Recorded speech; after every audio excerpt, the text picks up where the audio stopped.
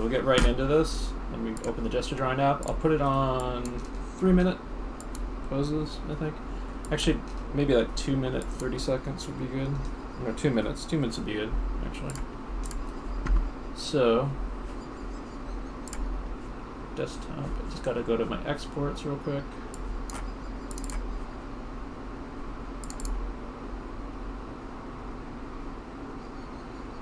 Figures, and there we go. The Megamix folder. There we go. So, before we get started, I'm going to tell you a little bit what we're going to be doing tonight. Tonight we're going to be thinking fourth dimensionally. We're going to be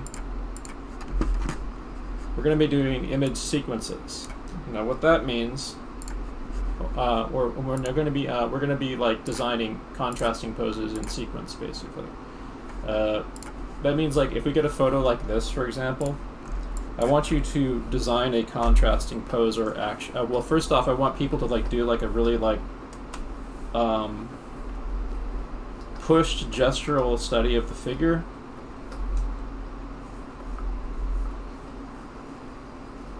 And then I want you to like design another pose or one or two poses that contrast the initial action. Like it could be like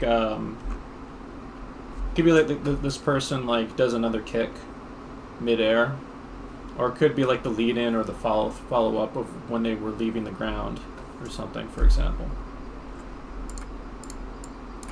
So I'm going to get the timer started so we can get started on our session, but here's like I'm just going to shift through this real quick to show you like the sheer variety of stuff that we have tonight. We also have specialized folders, so for some of these sessions we may look at the specialized folders, like for the drawing, the dancing, the combat, the like this is one of the drawing folder things,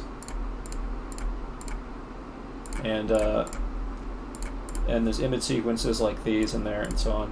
But anyway, we're gonna get started right now. So we're just gonna throw everything to the wall and see what sticks right now for these 2-minute poses. Just get really loose with this. Don't care about whether you're making good or bad drawings. I just want you to get energized and get warmed up, because you're gonna be putting energy into your drawings this evening. So I want people to start putting kind of feeling into what they're doing. So we're gonna start to get warmed up into that right now. So all right, pencils up, class. Okay, Google, set timer for 21 minutes. 21 minutes, and we're starting now. All right, here we go. We'll start on this. This is a lovely, lovely manga pose right here. A couple pair of characters. So, like, I'm just going to not even pick up my pencil off the paper. I want to feel this. I want to feel what I'm looking at. I'm not caring about anatomy or things like that. I'm caring about, like, just the overall feeling of the pose, the twist of what's going on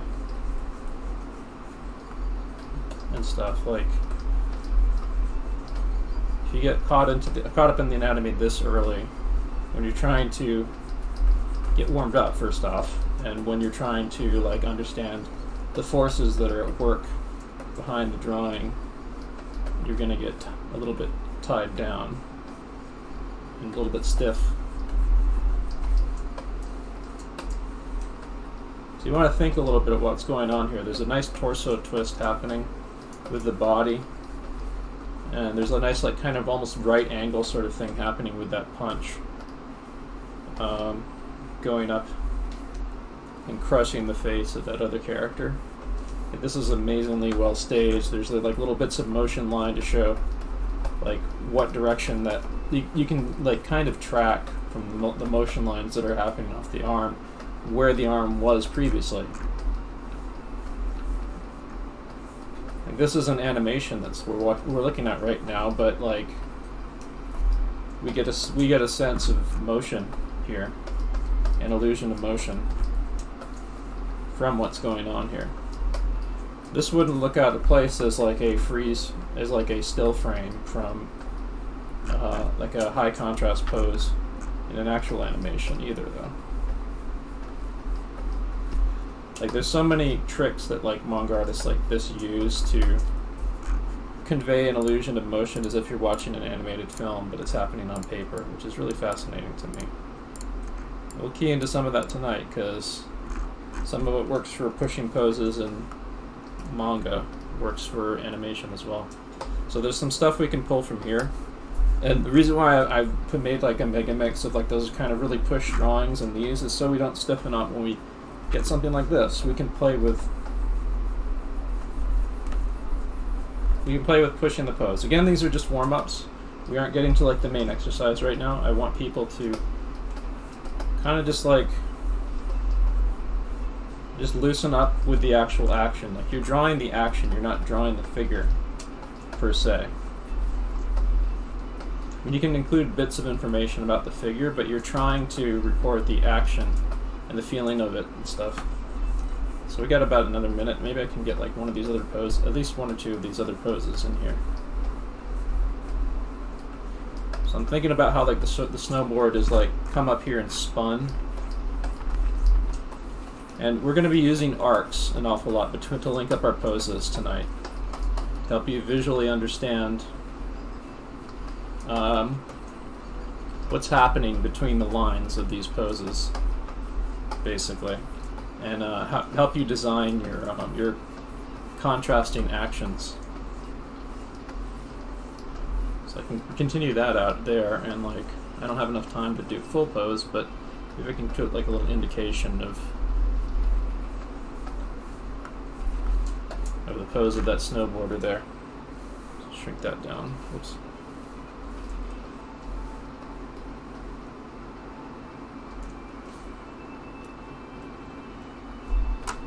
The name of the game is to loosen up right now.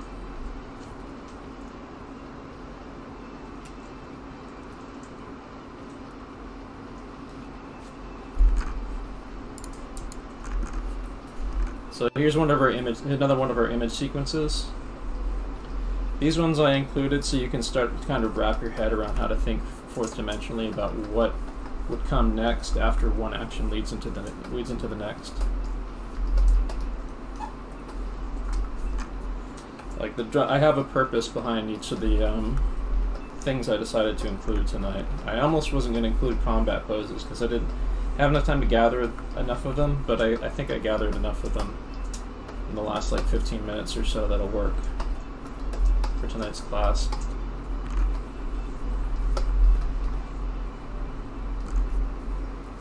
I'll shrink that guy down.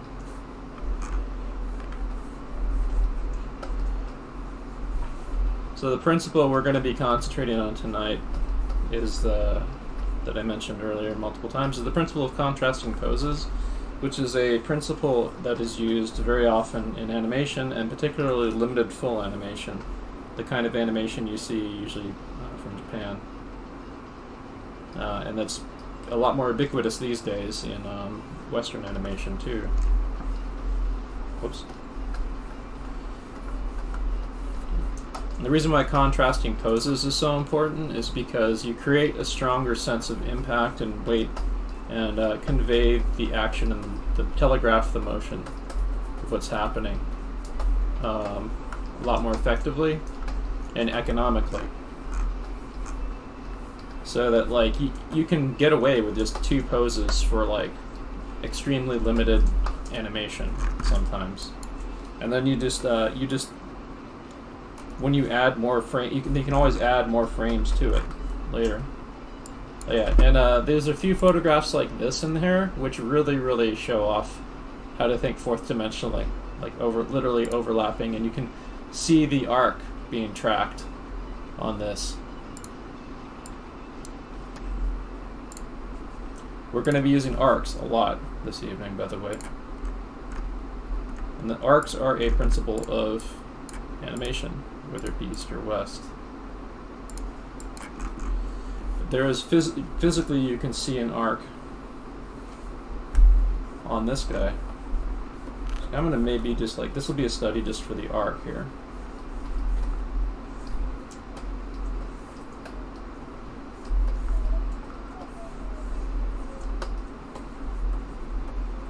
Like, again, these are just warm-ups, so you don't have to worry about whether you're making them good or bad. The whole point is to kind of loosen you up. You're not making good drawings right now. You're trying to open your eye to action. and feeling the action out and understanding the action. Like stuff like drawings like these would be your foundation of what you would like use to drive your like more thought out figure drawing, basically. When you tie down the action when you're animating or when you're doing a comic pose or illustration or something. And I included lots of really dynamic drawings I found in this folder, so you can see physical examples of how these principles are applied. So we won't stiffen up this evening. We'll be able to look at examples and study from them over the course of this tonight, and then counterbalance it with the other stuff we're doing. So we won't get too wrapped up into drawings. We'll start to be able to relate it to the real photographs we're looking at of real actions, and we'll be able to push those poses instead of like slavishly copying them. And I'm going to have to self-deafen myself because I think I hear my own voice in the class. So please self-mute yourself if you're in the Discord room. Oh, and the other thing is I'm going to be doing draw-over demos this evening too, showing people how to push their poses on these. So if you have any stuff from like last week, for example, like I did assigned homework last week, which was optional, of course. I'm more than happy to draw over it, but if you don't have homework from last week, you can post the drawings that you're doing this session right now, and I'll be doing during the class, and I'll be doing draw over demonstrations during the class. So you notice I'm using a big thick line right here, like for this. This is kind of mimicking the feeling that I get in like animator figure drawing class when they'd have us use Sharpies or like big thick pastels or something. Like something big and like something I can kind of smear around and stuff and not be afraid to make mistakes with. Because I'm trying to key into action here. I'm not trying to make pretty sculpted drawings right now. I'm trying to understand and feel what I'm looking at, feel and sympathize with what I'm looking at. Later on, I could always like lower opacity on these, or if I'm doing it in a figure drawing class, I could take a different colored pen and draw over these, or put some tracing paper over them, and then make a more thought out pose. Like, you shouldn't be afraid to attack these poses.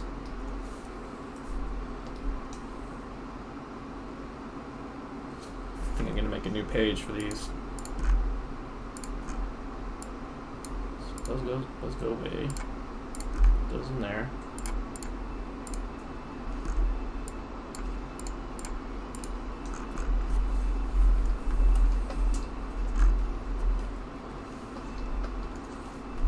So one thing we're also going to try to include this evening, in addition to everything else we're doing, is we're going to try to maybe include bits and pieces wherever there's an opportunity of ground and sky plane, like indication of where the character's feet are, or where like the background is in relation to the character posing. It isn't always necessary to do that, but look for opportunities to do it, or add it in wherever you can, because you want to be continually exercising your understanding of the rules of perspective. As if you're doing like really action-y animation, you're going to have, by necessity, an intuitive understanding of perspective. So that means we have to loosen up with using freehand perspective and observation and stuff. So that means, like for this one, I'm just indicating like a really, really rough and loose ground plane right here between these two figures. And I'm gonna make like an experimental sort of arc here to show where I think that leg went, or where that leg came from, if I was like going to design an action around it.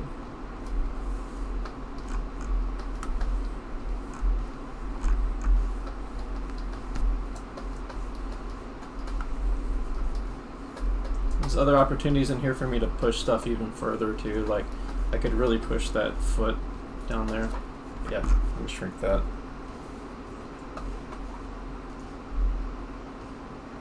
probably zoom in more for these. So image sequences like these are like really great fodder for animators to study from.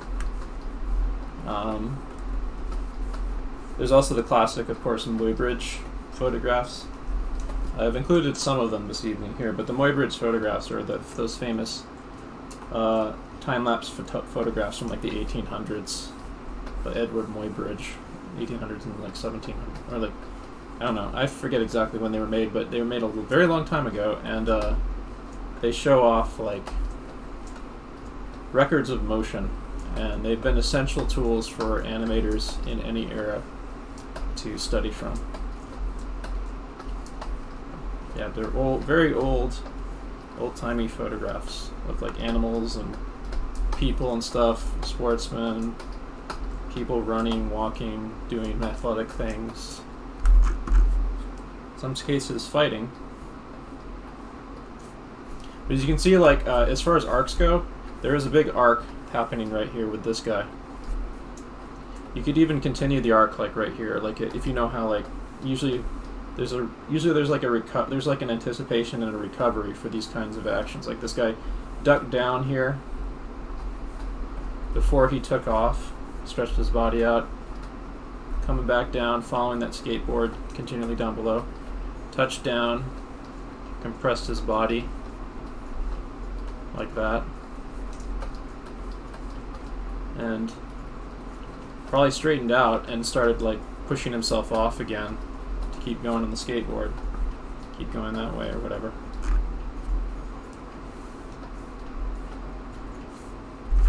This is one of the drawing exercise things. I think this one is for like designs for a game character attack or something. This is a character that looks like it starts with an idle pose in the upper left. So I'm gonna do a little bit of that. Like I like that kind of like stylized posture that this character has, so I'm going to kind of very quickly scribble this out. Shrink that down really small.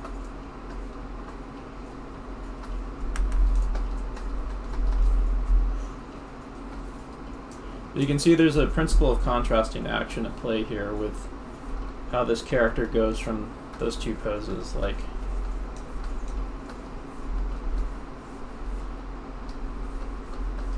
raising that lance up and going back, like falling back a little bit to anticipate their thrust with their next action.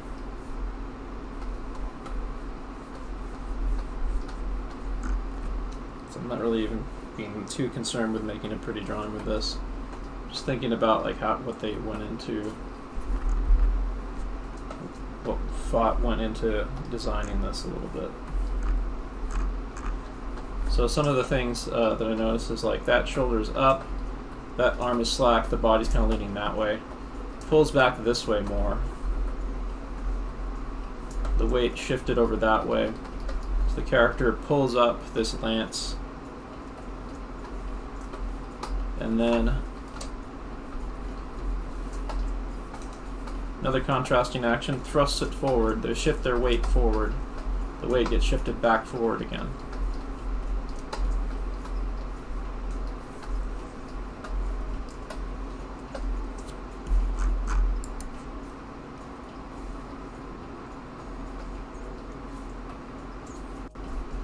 Here's a dancer. So for these, we will be doing like invent the pose thing to dances like this. Optionally, of course, you can play with like the amazing fabric. There's gonna be a lot of dance poses tonight that are like this. They have like the dancer with some kind of like proper effect that's going off around them, like this cloth here, for example. That can be fun to kind of play with. Maybe you want to play with flowing around with the forces at work, because you're seeing like the physical forces at play here that are kind of playing with the momentum of the dancer's body.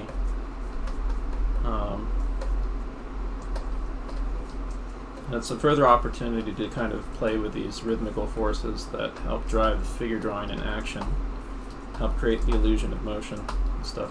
And indeed, this photograph is creating an illusion of motion with that cloth that's behind her. Because, like, imagine this photograph without that cloth there, and it isn't quite as dynamic. I mean, it's still going to be dynamic. That's a very, very dynamic pose, but it looks even more dynamic with that cloth up there, and that cloth is serving the same purpose as those motion lines we looked at earlier in the first drawing we did tonight for the warm-up here.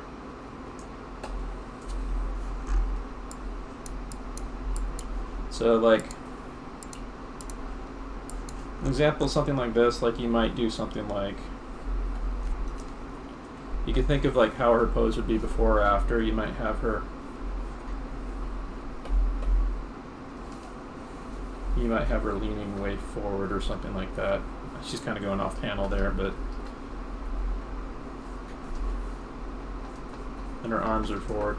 But anything that contrasts the previous pose and pushes it. Let's see here.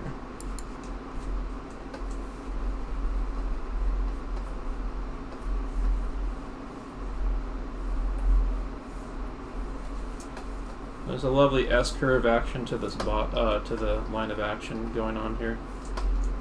This is a pose we've drawn previously in one of our other classes, but I included it. There's a few recurring poses in this collection, although most of, like, 90% of the stuff in here is going to be new.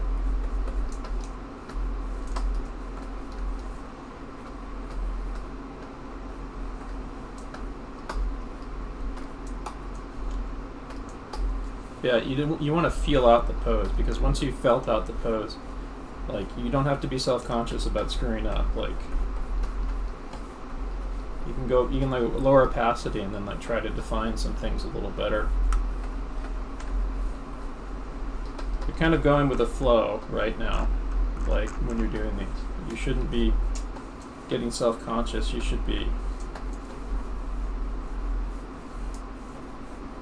observing the action and kind of getting in the flow state to observe little things like the twist of the torso, the overall kind of abstract shape of the line of action and the flow that's going through the figure and stuff. And again, we're just getting warmed up here, so we'll be able to key into this stuff and push it more the more warmed up we get, the more we struggle with some of the more challenging poses where we might fall short of what we're trying to do with them.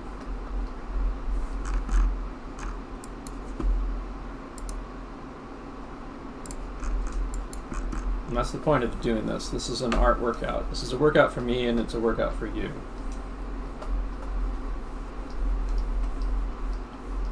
We're trying to learn something from these poses tonight. We'll be designing stuff together. I'm going to invite you guys to try to design your own poses,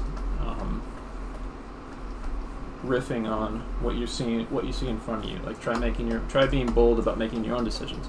Sometimes you'll mess up. Sometimes it won't be so hot. But sometimes something will click, and you'll come out with something really neat.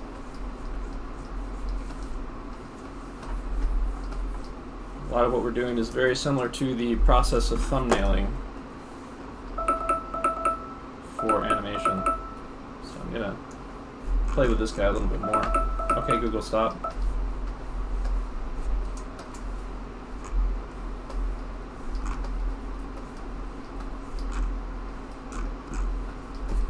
Okay, Google, set timer for 6 minutes. Okay, 6 minutes. Starting now. We will be on a 5-minute break after this pose changes. Yeah, those are some nice warm-ups.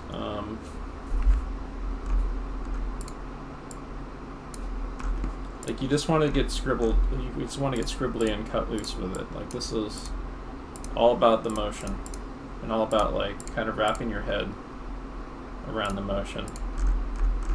If you get self-conscious about it at this stage, then you're going to lose that energy you need. And don't worry, you'll be able to add structure and pretty drawing to stuff like this later.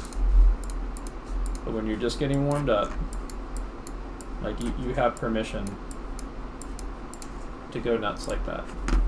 So we are on a 5-minute break now. I'm pausing the image on screen. I'm going to get a little snack, but feel free to post your warm-ups in chat. I might be able to do a draw-over demo of some of them, but I'm going to show you next, when we get back from the break, I'm going to show you what we're going to be doing this evening, and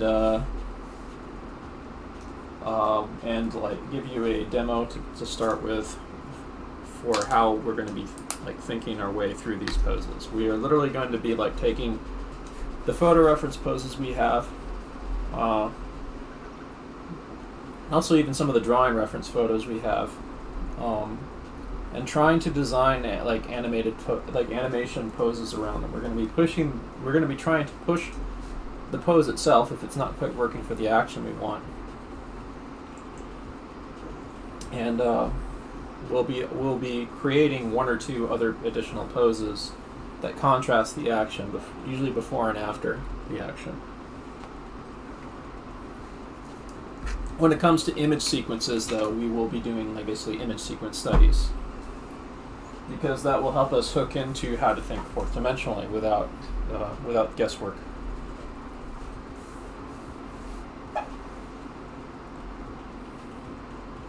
So I'm going to go grab a quick mini snack, and then we'll be back from break in a bit. Let's see if I can actually. Let me see what'll happen if I put like Discord on feed. It might be neat. Yeah, there we go. All right, cool. Maybe I can zoom in here. So you guys will be able to show off what you're drawing on stream while I'm on a short break. I'm gonna go grab a snack. Be right back.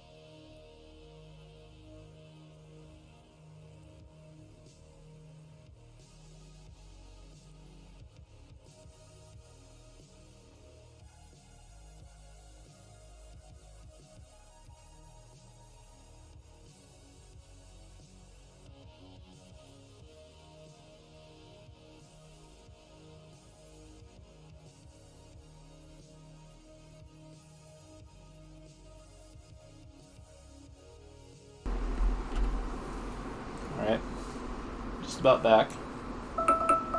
Okay, Google, stop. Alright, folks, get ready. We're going to do a demo. Let me just find a pose that would be suitable for this. Might actually be a good idea for me to do this one. I think I actually have it on my desktop, too. Let's see here. 1, 2, 3, 4. Well, let's see what I got here. Dumb political politics shit. Alright, so let's see here. So this is something I found on, like...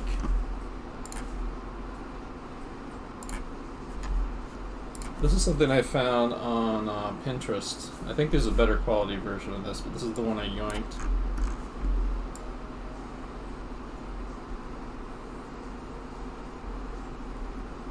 But this is an image sequence, like almost kind of like an... I don't know if this is animation or animatic, but it looks like it's animation.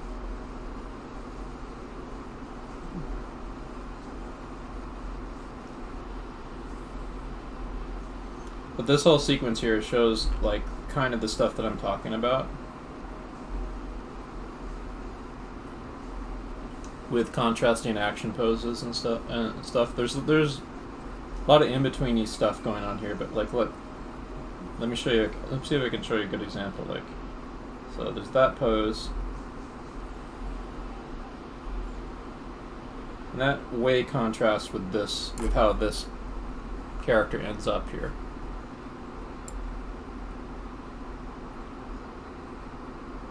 It's also the before and after. Like, he kind of goes from this to down to that. Like, his arms are up. Like, it's a small contrast, but it's a present contrast. Like, from here to here. Like, in order to like telegraph to the audience what's happening, a little easier. Even in these small poses like this, with these relatively smaller actions. Well, this is not that small of an action. This is a pretty big anticipation, or more realistic actions. You want to contrast the poses, because that makes for an easier read to the audience of what's happening. And there's a contrast in the pose on this guy who's reacting to the blow here. He's standing stock still with his arms slack. When he gets slashed, his arms are up and he's leaning forward. And I would say that him getting, like, bisected right there is also an excellent example of contrast. Let's see, there's this cool image sequence here. Also, I think it's by the same artist. Kind of a panorama view, but, like, you can take certain snippets in here of contrasting action. Like, from there to that, or like from here to here, for example. Like, his leg is down here, but then it's up here.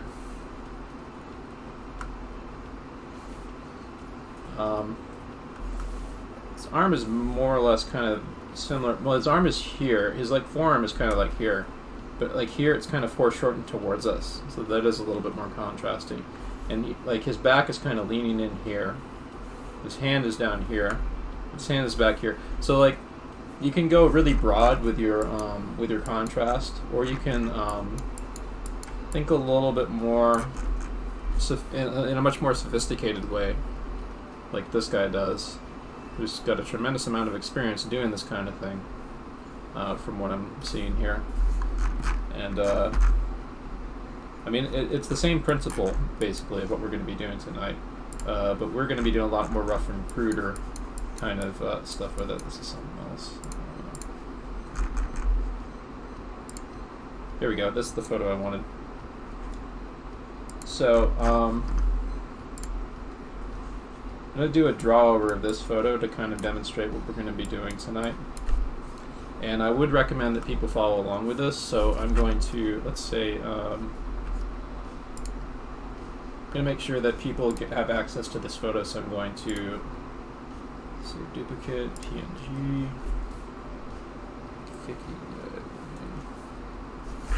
I'm gonna put this in our Discord chat so you guys can draw along with it and draw over it yourselves. What time is it? 8:10. Cool. Okay. Google, set timer for 20 minutes. 20 minutes. Starting now. Let's see here. I'll bring this up. Whoops.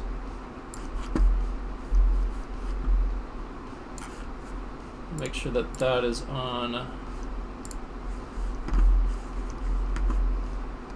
over here. So what you can do here is you have a choice of what you can do. You can follow along with this, or you can keep drawing the time poses that are going to be on screen here. I'm just going to unpause it real quick, and that'll be running in the background here. But I'm going to do a demo of this and describe and lay out for you what we're trying to accomplish tonight. So instead of just like willy-nilly like inventing poses without any kind of like chance to sort of wrap our heads around of how to think fourth dimensionally, it's a good idea to look at stuff like this, whether it be live action footage or image sequences like this that have all on screen like everything that's happening here. So the first thing I'm gonna point out to you guys is the principle of arcs in animation. Arcs in animation are, well, here, let me show you.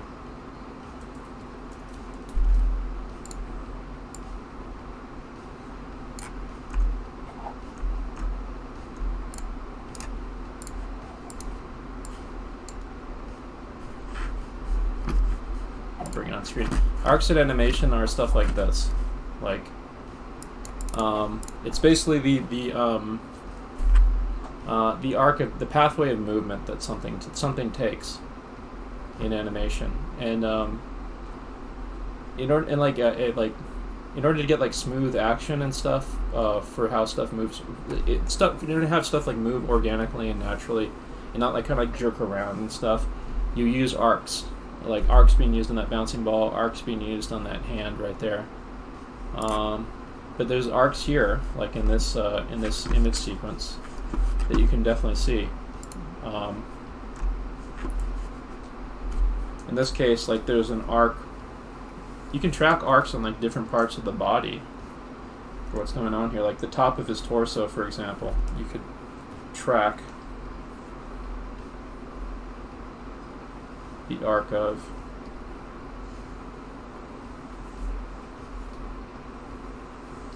Have you noticed I'm kind of like, I'm not being exact to it, because I'm kind of like, I'm trying to think in like a sort of a flowy, kind of nice, fun way. It's not necessarily accurate to the motion, but feels pretty good. Because when you animate, you're gonna inherently like exaggerate and stuff and go beyond like what the live action reference you're using has for you. So another arc I could track would be like, I don't know, the bottom of his buttocks or something.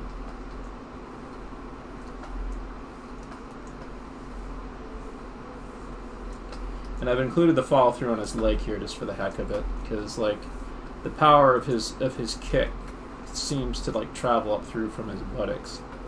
So I'm including it there just for my own sake, just to kind of like, this is like the kind of stuff I would do like taking notes with in animation. Here, one second. I'm gonna make this a little bit easier to see, because I'm gonna be doing a lot of zooming in and moving around and shit. So it's a good idea if I like make it a little bit easier for people to see like the whole image at once. So let me put this on screen, and I'm gonna do a quick couple adjustments.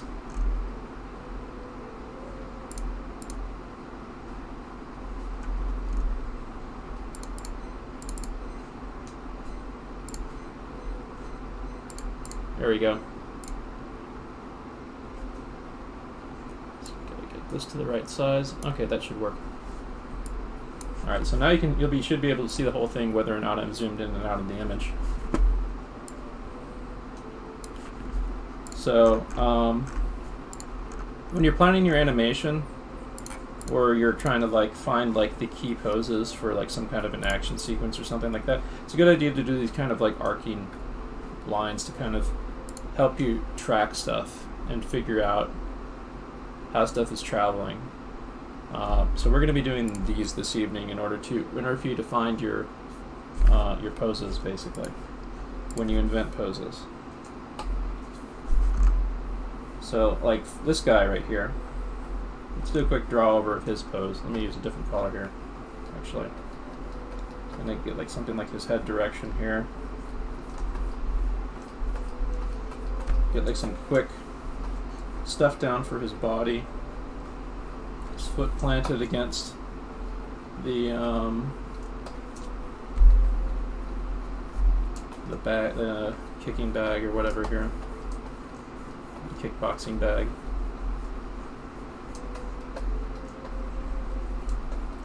There's a tremendous amount of power being like conveyed through that foot, of like the whole weight of his body being, and momentum of his body being thrust into that point.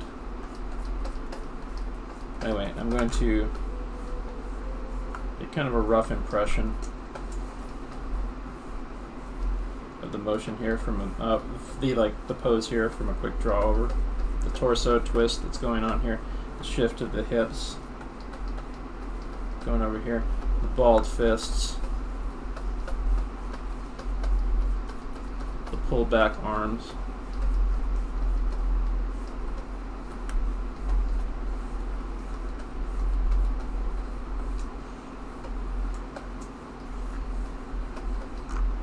So, like, as an example of what you could do with inventing poses like this, you can maybe like see, like, we have the image sequence here. So maybe you want to do like what comes next after this guy kicks the bag. Let's say that the bag goes over there somewhere. Meanwhile, this guy continues on forward a bit.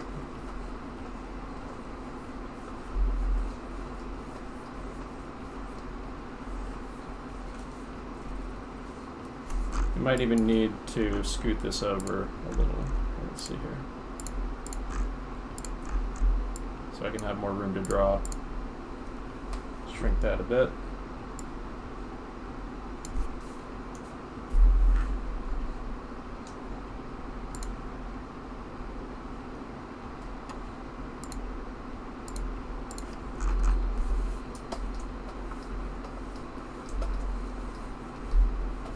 I don't like how it kind of plops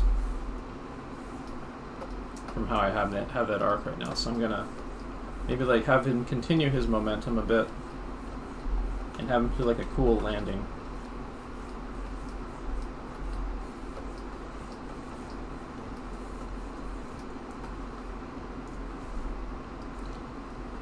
So let's see, where's the ground plane? The ground plane is about here, so just keep that in mind.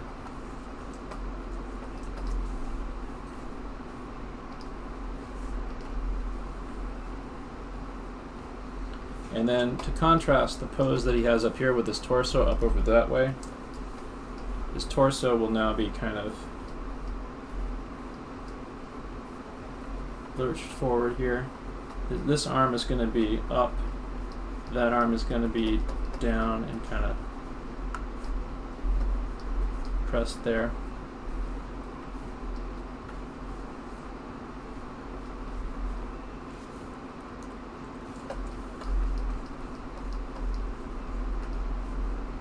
Let's keep it dynamic. So his hips are tilted that way. His hips are tilted this way and his shoulders are tilted that way. So I'm going to make his hips tilted this way and the shoulders tilted that way.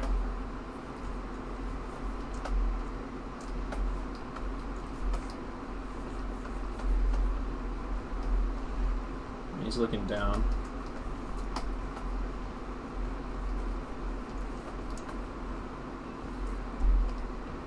And then I'm going to lower opacity on it.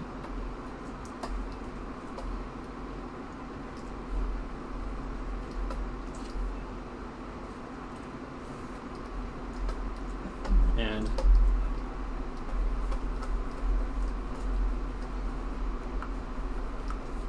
it comes up Now his hips are going to be tilted.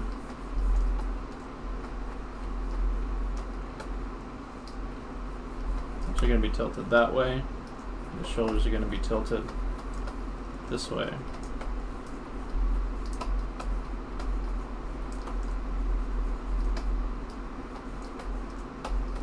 It's going to do like a really kind of basic figure, like kind of a box body.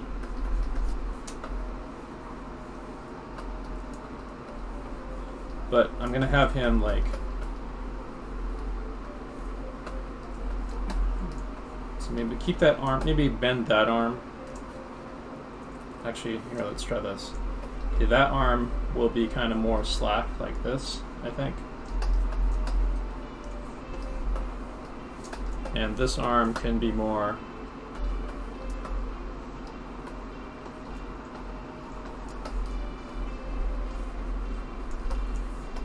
actually, I think I should put him in something that looks a little bit more plausible, like he's ready to fight.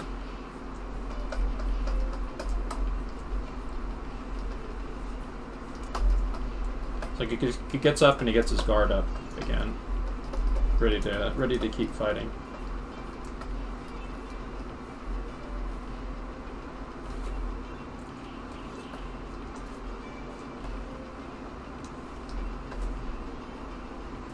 How would this arm contrast with that other one? Let's see here. Maybe I can have it raised a bit.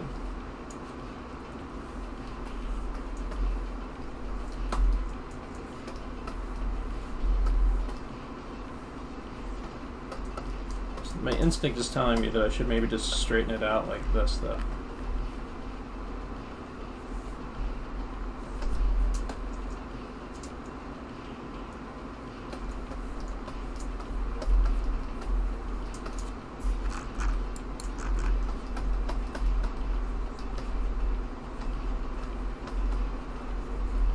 There we go. I got like the basic idea of the contrasting poses here for this dude. Not only that, like his body's turned back over that way. Now it's turned back over this way. Still like facing towards us at the side, like for a combat pose, but he's contrasting his earlier posing. That might help me actually work out this a little bit more. I think that works a little bit better as a contrasting pose. Because his arm's bent instead of out straight. So another thing I can do is I can also kind of like think about what the arc is for how he got up. I sort of instinctively felt it out right now, but I can kind of track it a bit, and this would be handy if I'm doing animation, then I have my arcs for my in-betweens basically.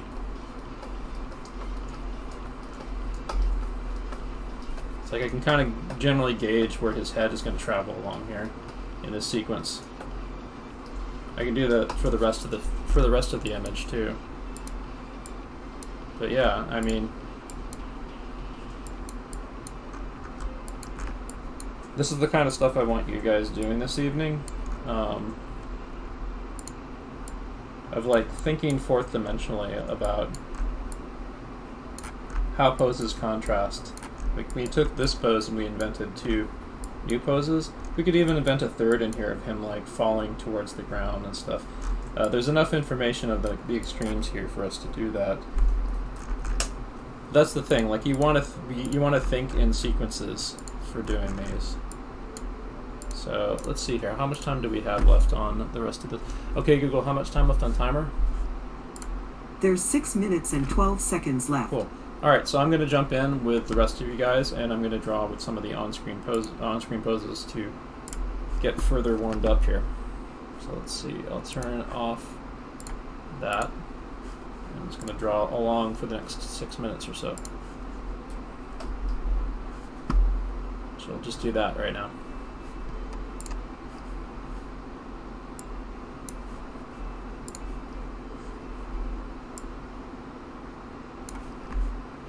Yeah, there's some of Grace Liu's artwork is in the image study collection that I put together for this evening, among lots of other artists.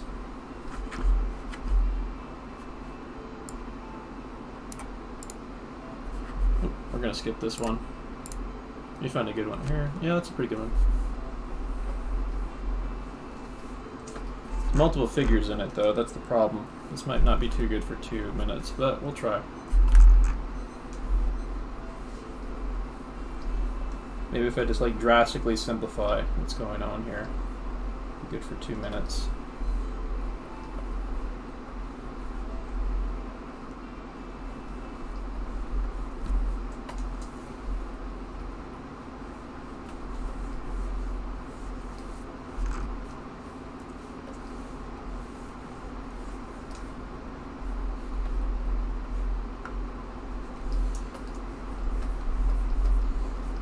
This is an opportunity to record a little bit of the ground plane too.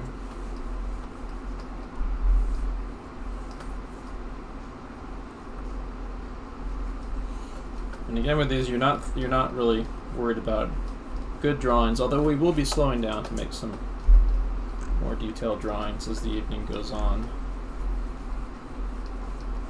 You're getting your hand and your arm working right now. We're still kind of on our warm-up phase right now. And I'm going to be doing more drawing demos this evening. There will be a mix of more of those image sequence, more of like those invent the pose things, and draw over demos of stuff people have posted in chat. If I see an opportunity to kind of like push or exaggerate something, or invent some motion out of it, or invent a pose out of it.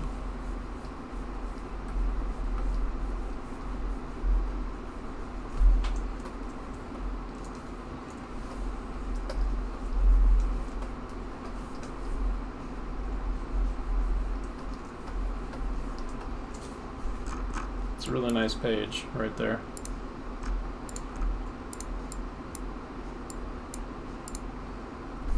Let's move this over to the side here.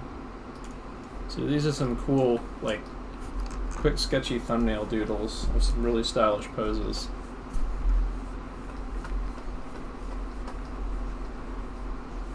And if you notice, the artist like did them really, really roughly. They have a pretty good understanding of how the figure works, and they just like rough in these dynamic poses, just really playing with shapes and stuff to kind of just make cool gesture and expression. So you can hook into a little bit of that too by kind of copying them a bit, like what I'm doing.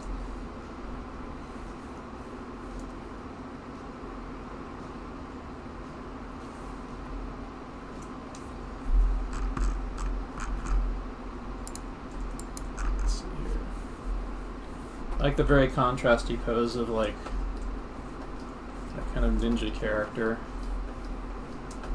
It's got his hand on the ground. One thing that'll help you with these, by the way, when you're trying to find the dynamic gesture in them, or even for the photographs that we're going to be we're studying this evening, is not taking the pencil off your page and just kind of like feeling your way around the gesture and the general kind of flow of the action.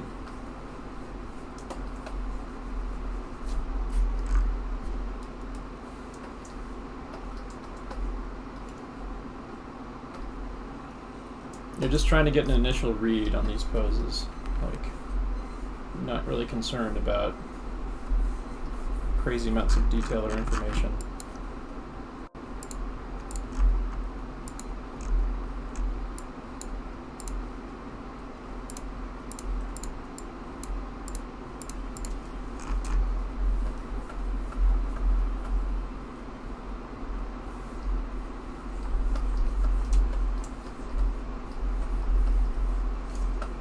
It's like when you're warming up, and I'm still warming up myself, you want to get the blood pumping, and then you can slow down and start paying attention.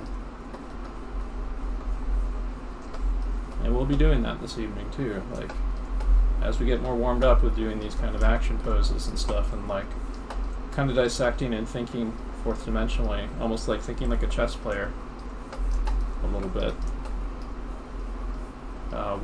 start getting a little bit more detailed with the characters, but not too much. This is still all about pushing the motion and stuff.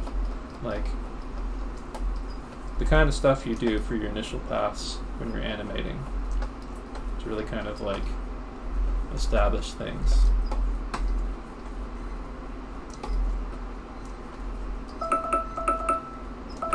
Okay, Google, stop.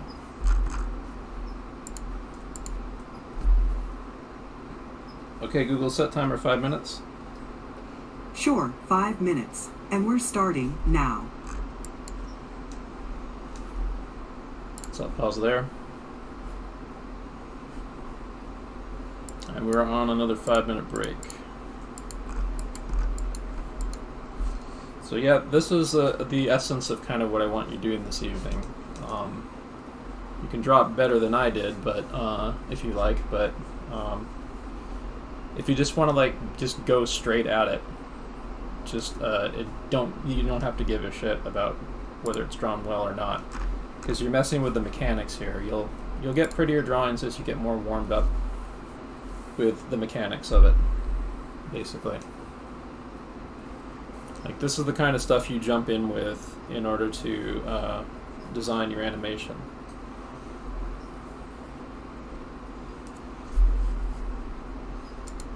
But like what I'm talking about is like you go back, you do something like this, and then you go back through and then you work out. You either like you address drawing problems that are in the pose. You put the character on model. You start working out things like how the general shape, the anatomy, and so on. But you have like this kind of like cool riffing sort of shorthand, pushing the shapes and feeling out the energy, and you remember in your head how it felt when you were drawing it, and the notes you were kind of pushing for yourself when you drew it. It's something there for you to riff on, basically, when you're designing, when you're trying to like tie down the pose that's going to go into the actual animation or the illustration or whatever. Like you have permission to just go when you do your initial drawing. It's okay, it's fine. You can clean up and tie it down later. So you want to get the feeling and the thrust behind the drawing first, or the pose first.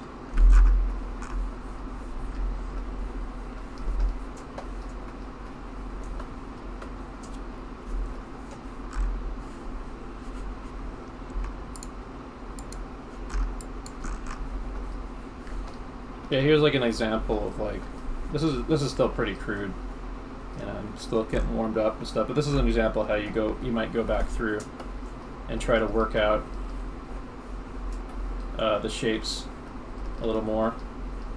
Like I got some foreshortening that's going on there. That foot, for example. Work out like the directional tilt of the hips and the shoulders and a little better, and the general kind of shapes of the different like components of the body.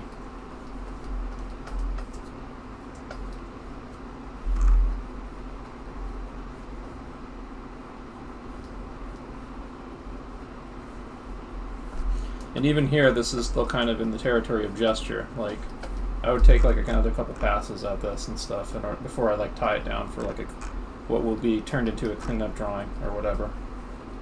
I'm not even working for the character model here either. I'm just kind of inventing this. So, ooh, those hips are kind of messed up, but whatever.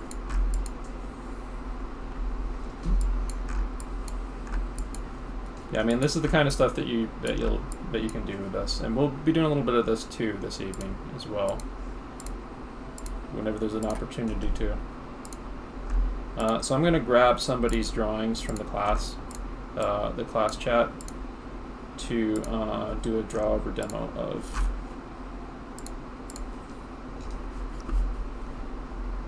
So let's take a look and see what people have been doing in Discord. Post them if you got them, if you want critique on what you're doing.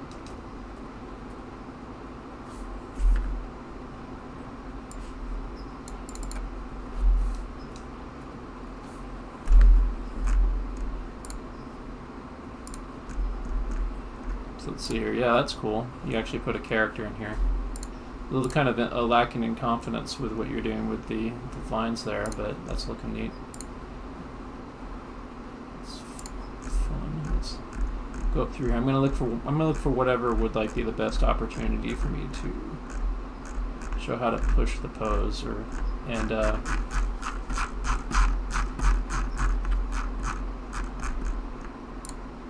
to push the concept. Okay, Google, stop. There's a pretty good. I like the sense of momentum on this drawing right there and there. Looks like you were trying to come up with a sequence for him without drawing on top of the sequence above. Those are neat. Who did those? Raboots. Okay.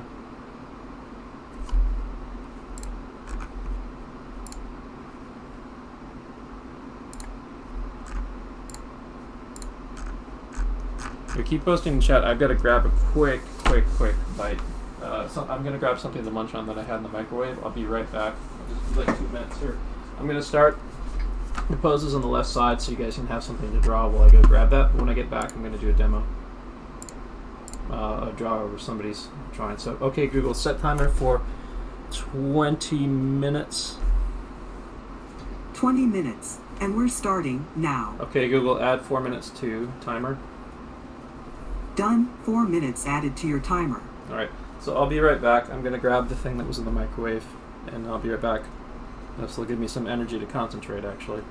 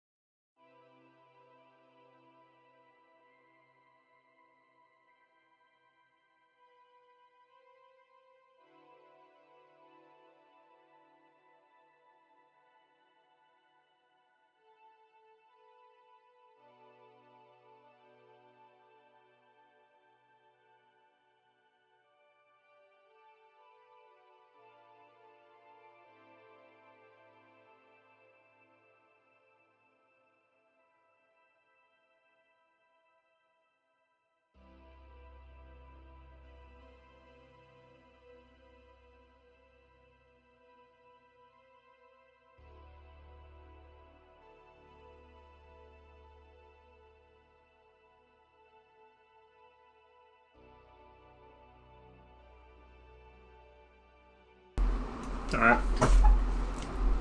I'm back, but I'm munching my broccoli, and then I'm going to get started on the demo.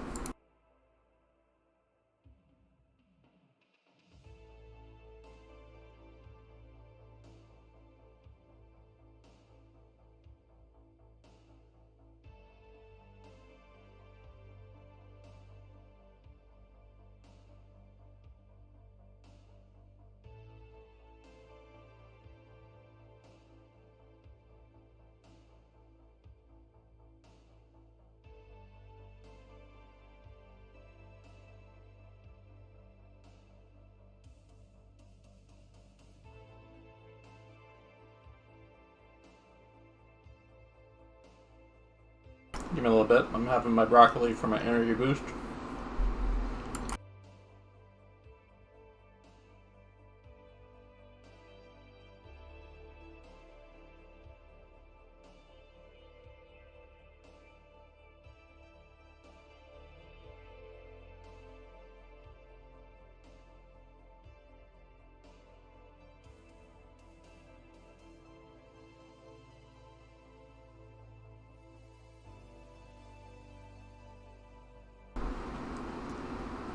So I've had a lot more energy lately because I'm on a weight loss diet, and it seems counterintuitive, but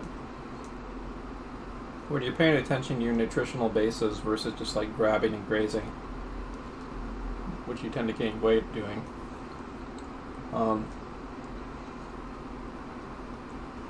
you tend to have a lot more energy. So I'm getting plenty of veggies. I'm getting like the right portion of protein,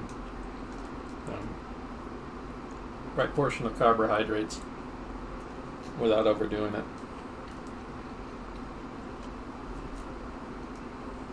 And so I don't feel sluggish with like sugar rushes or anything like that. So anyway, I'm done with my broccoli. I'm gonna have big swig of water and I'll get started on this next demo. So let's see here. Who do we got here that would be good to do a demo of?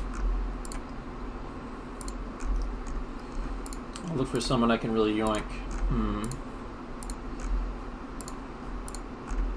You know, I think I'm going to hold off on the demo for now because I want to kind of follow along with you guys and do some more of these images here on screen.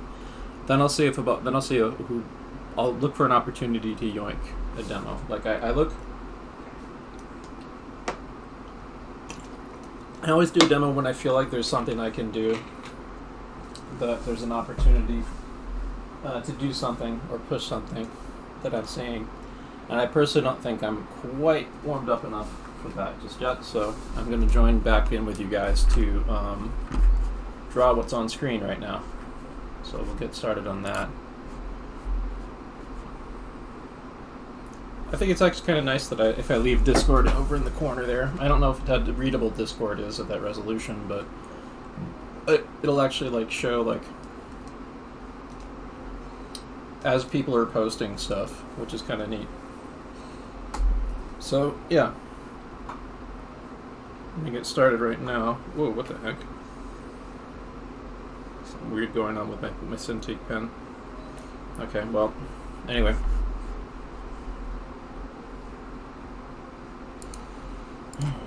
Deep breath. I'll refresh the synthwave arcade so that YouTube doesn't get rid of it by accident. We'll get started now. So loosen up my arm. Let's get some scribbles in real quick.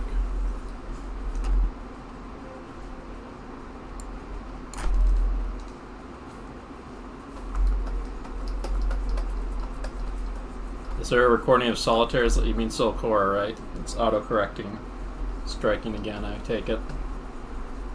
So I'm just kind of moving my hand around and stuff. I'm going to do like a little bit of kind of like some moving my arm and hand around line drills and stuff as I get sort of warmed up.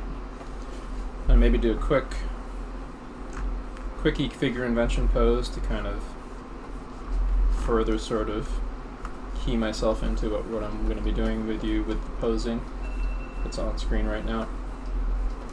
So I'm just putting some basic shapes together of like a loose figure drawing.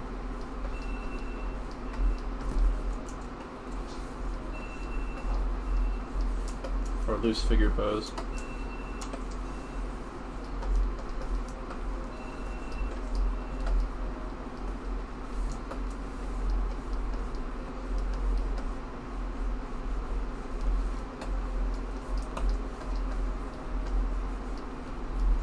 Sadly, Soul Core's class today isn't going to be archived. I wish they'd let me know about that, because then I could have restreamed it to Twitch or something for them to archive it, or whatever.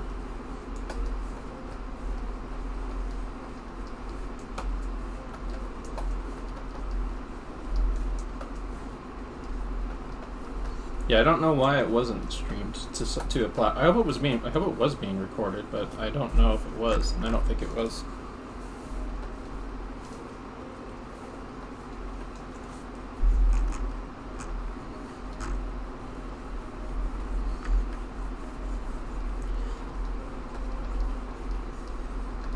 So, for those who haven't been keeping track, Monday is now going to be my animation class day, but I'm going to find a way to combine what I'm doing here with that. Yeah, Monday will be focused on animation from now on. We might do like stuff like this as part of a warm-up session for that, though.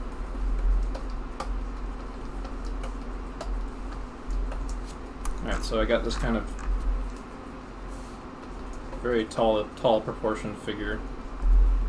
It's kind of getting warmed up a little bit back into this, and that's maybe I can use this pose as a model, as a basic model for what I'm going to do with this class here.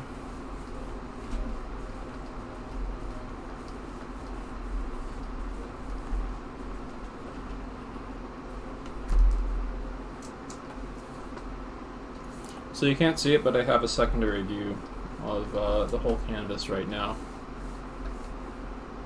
So I can glance like between these long strokes that I'm making, and seeing how the whole drawing looks. So I can mind the proportions a little bit better.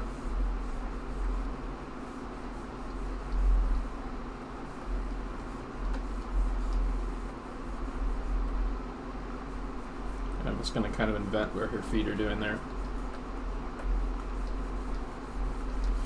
So I'm just looking for a gestural drawing here.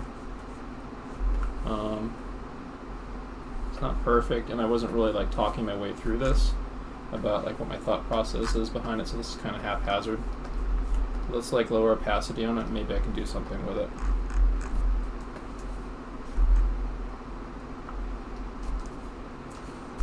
But one thing I can do with it, I can start reminding myself of what we did Wednesday, which was the bow and arrow. That kind of thing that goes on with the torso there. That will help me key into simplifying these shapes a little bit, giving me permission to kind of abstract them a little bit more so I don't get as lost.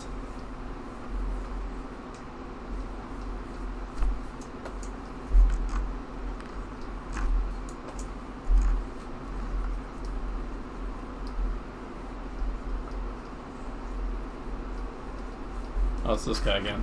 Let's get past him. Let's find a better one. That's a good pose. So yeah, we'll do this.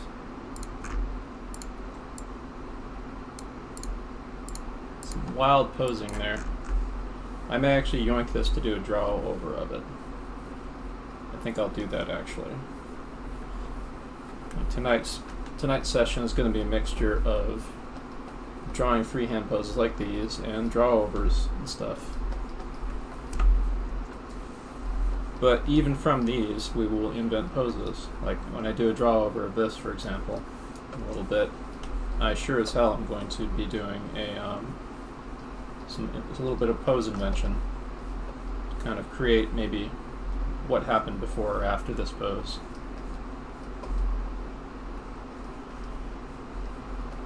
Both of these characters here.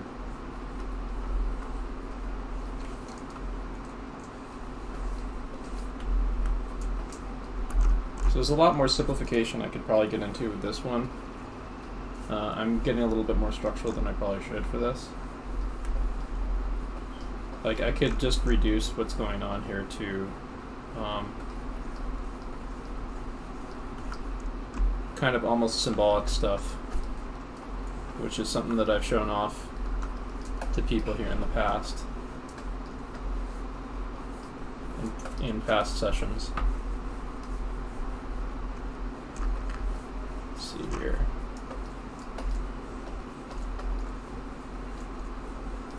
So I'm definitely going to do a draw over of this, because there's a lot of stuff going on here. It's easy to get kind of lost in the detail a little bit, but there is like a fantastic sense of the line of action and everything in this pose, in this pair of poses actually.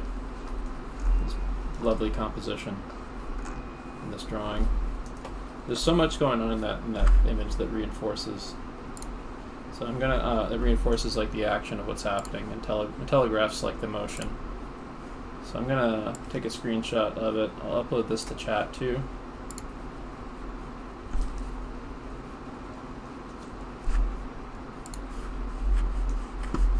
And I'll change it to. I'm gonna give us more time on the timer here with this pose for people who still want it on screen. But I'm gonna upload it to Discord chat. Let's see here. Where's Discord chat? There it is.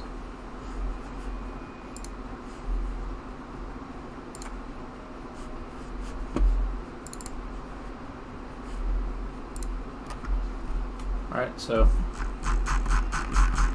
there you go. So now you can use that pose and do a draw over along with me on it. So close that up.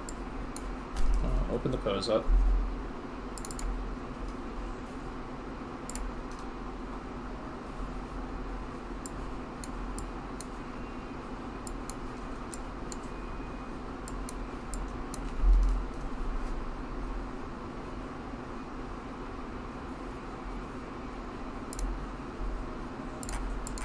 So, first things first, let's find the line of action of these poses. We can a good place to start would maybe like be here. Let's find like the simplest line that we can do for these poses. Like here. Maybe make this one red. Something like that, I would say. And then there's going to be secondary line of actions like this for the arms. Oops.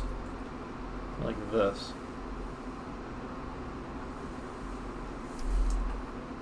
Yeah, definitely like that. And the legs also.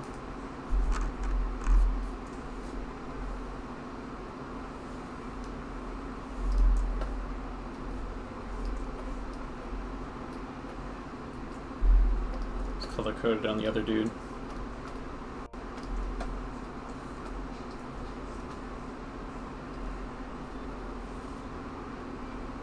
This poor hapless guy getting owned here.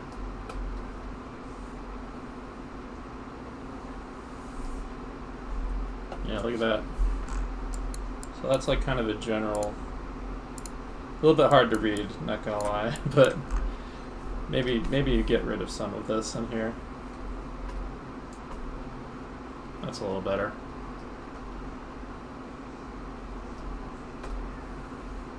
How about just get rid of the stuff that's being blocked anyway? I mean, it's present. Like the line of action stuff that's happening under that, but it makes it a little visually confusing if I have that there. But anyway, so yeah, that's like the general read of the line of action going on here. So I'm going to lower the opacity on that just a bit. And then I'm going to go through and do a draw over of this to kind of see what observations I can absorb from this thing. Actually, I'm going to get rid of that entirely.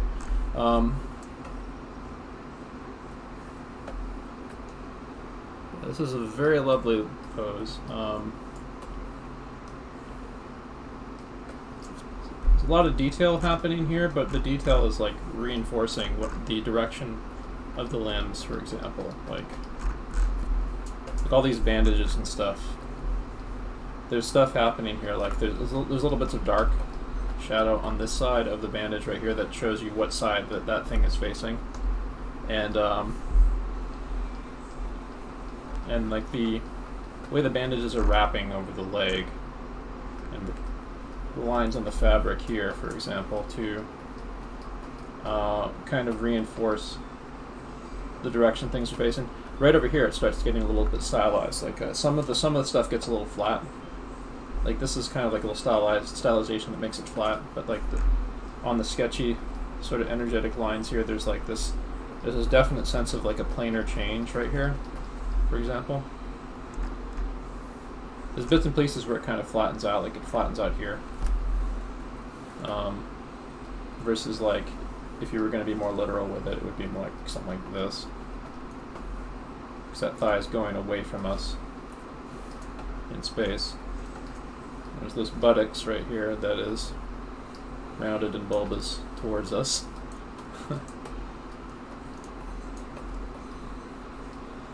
Whoever this character is, they're looking pretty androgynous from this angle.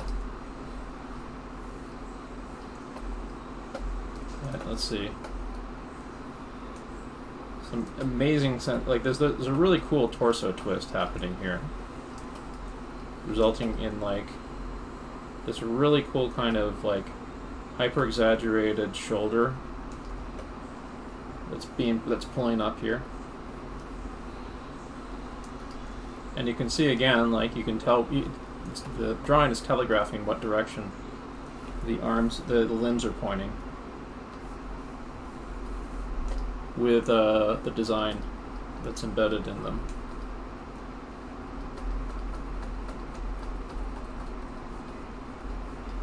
It's a really, really lovely hand drawing here too.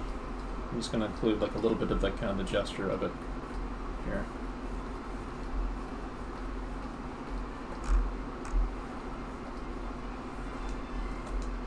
What's cool is like the I think this is a kunai knife that they're holding is reinforcing the overall posture of the arm. It looks almost like a piece of machinery jutting out from the arm there. This kneecap right here, this knee pad, is its design is also like reinforcing like the roundedness of the front of the knee a little bit, and what plane that the knee is facing. What's great is there's like there's like a good sense of like contrast in this drawing. To like this area is less detailed and more in shadow and stuff, versus like areas up here that are more detailed and more attention drawn to them. More detail here because like the important bits right here are the this character's reaction to this character that looks like they're owning them.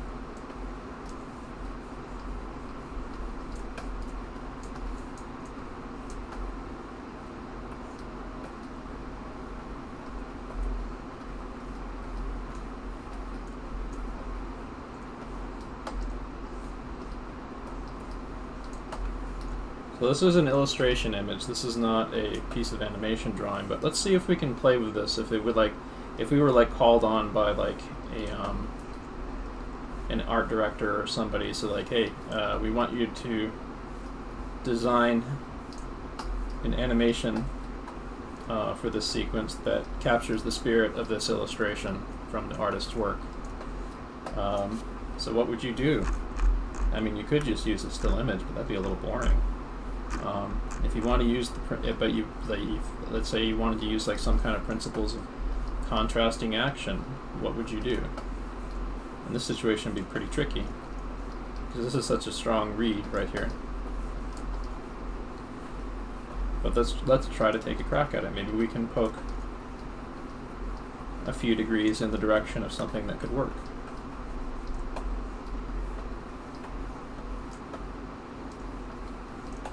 Like contrasting a great pose like this would be no small undertaking. You'd have to really think about what you're doing for it.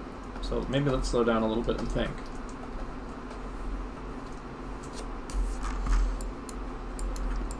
So a few opportunities that I see that we could probably go for in this is possibly like this guy being upright and this character coming in like from here or something like that, like really close into the camera, but like looking like they're kind of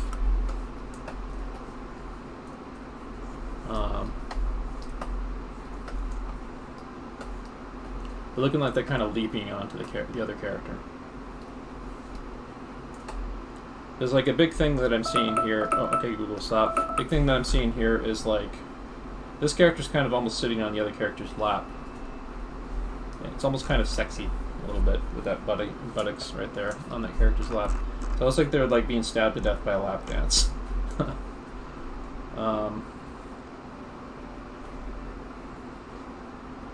Another possibility is we could do what comes after it. Like this, like the characters getting stabbed, for example. Or maybe something like this. Like the prior to the torso twist.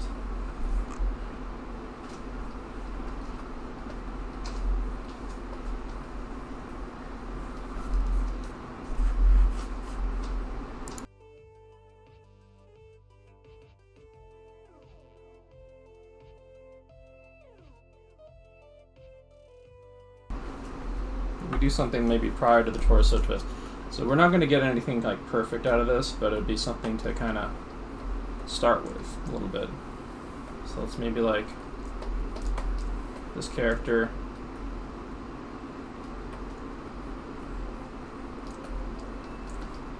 Let's say that they just came here. Maybe they're a little bit further up the leg or something.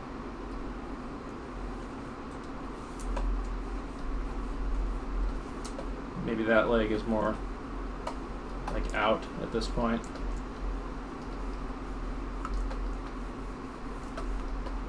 Like that. Maybe like this even. Maybe they're doing kind of almost the splits a little bit.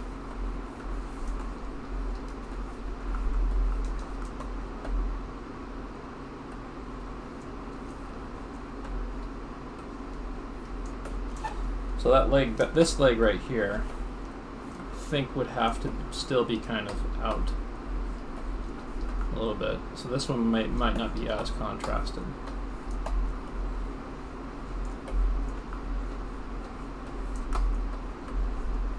So I'm thinking something like, let's see here.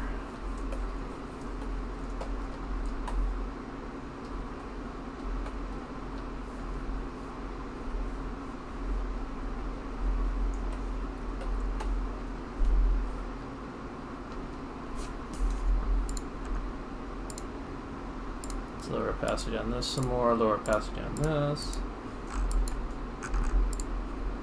Get a black line here.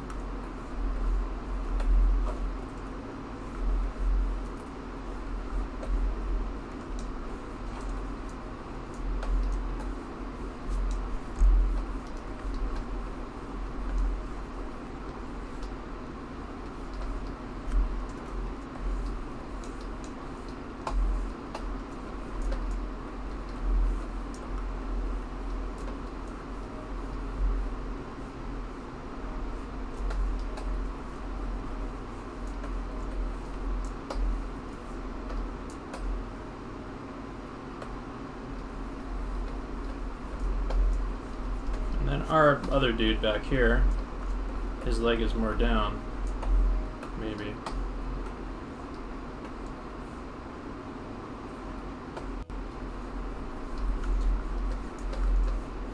Just occurred to me that the guy who's grabbing their chest, he looks like he's doing a defensive move actually. where he's gonna like do like a rolling flip backwards to flip them off his body before the other character can stab them, or rolling like back somersault or whatever. So he's leaning in there like this. What's going to contrast that? Well, leaning back this way.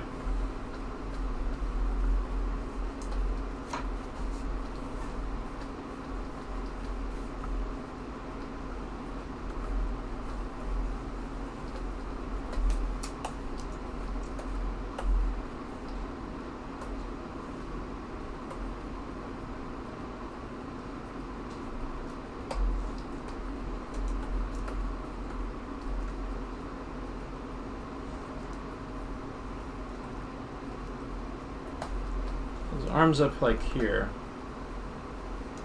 I want to guesstimate his other arm would be somewhere down here. But like his leg's gonna be arcing like this, down more like that. His other leg is gonna be a little bit more slack. There, I'd say.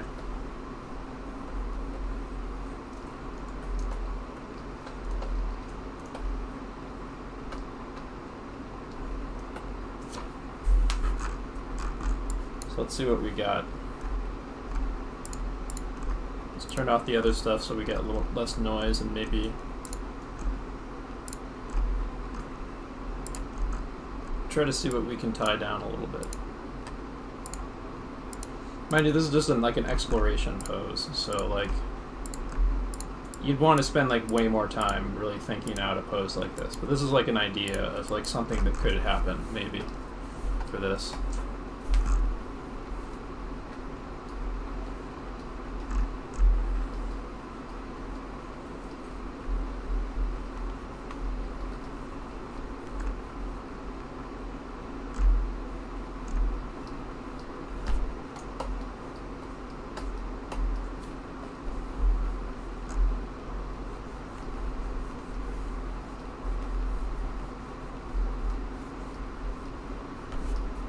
So this character is kind of like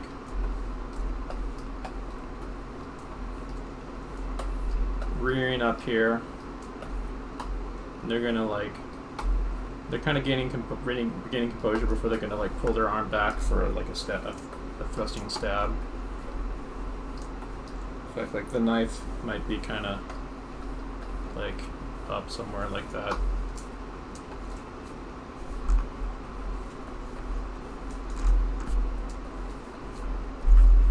I'm going to turn on the singular window real quick. There.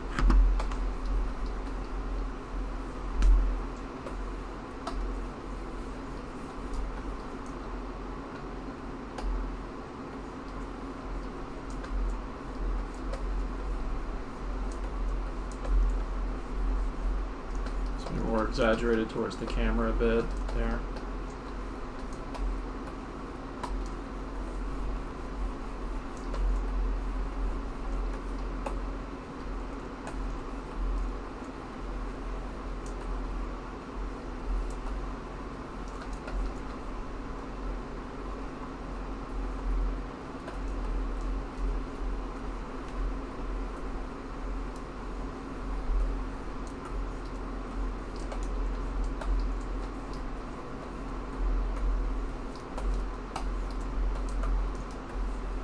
Kind of making eye contact a bit with them.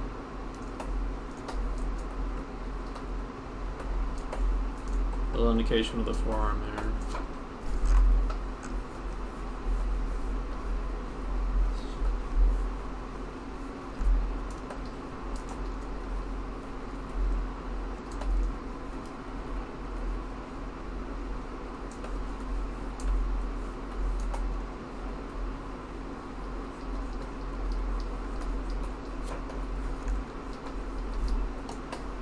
And then we get our little arc here. I'm going to use some arc guidelines right here for what happens in the body.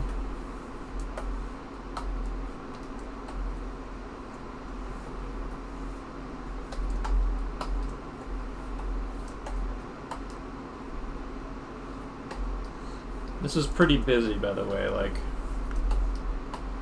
you could probably tone this down or like contain it more if you're really going to do something like this.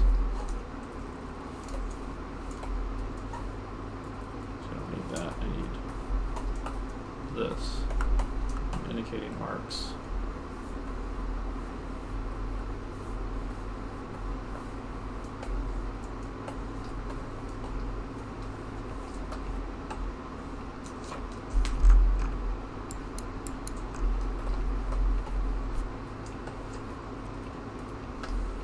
So what you get out of this is like kind of a rough idea of what kind of action might have preceded the last pose or the previous pose.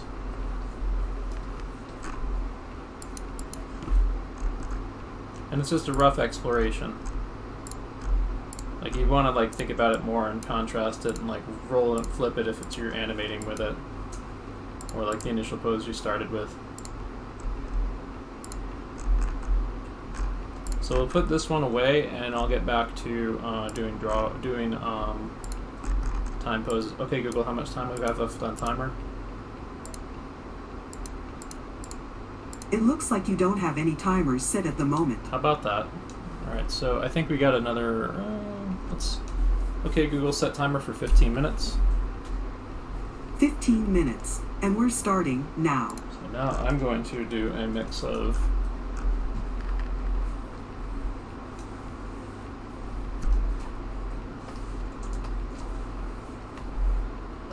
Going to do a mix of timed posing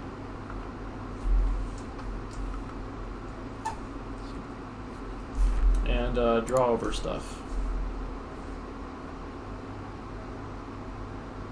for this next 15 minutes.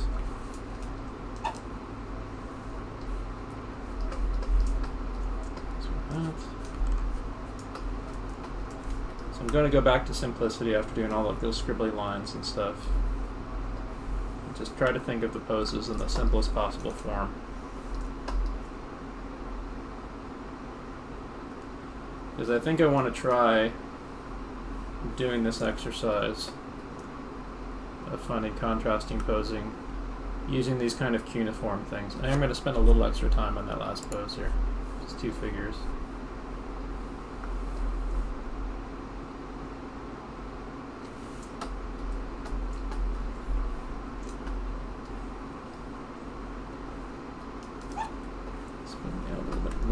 I think.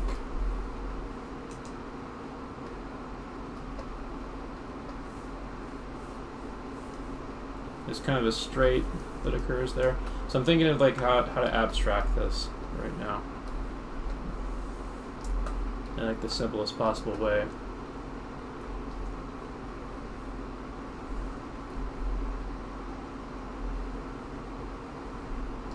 Just turning the poses into cuneiform shapes, basically. And use this to kind of find the general placement of the head versus the neck.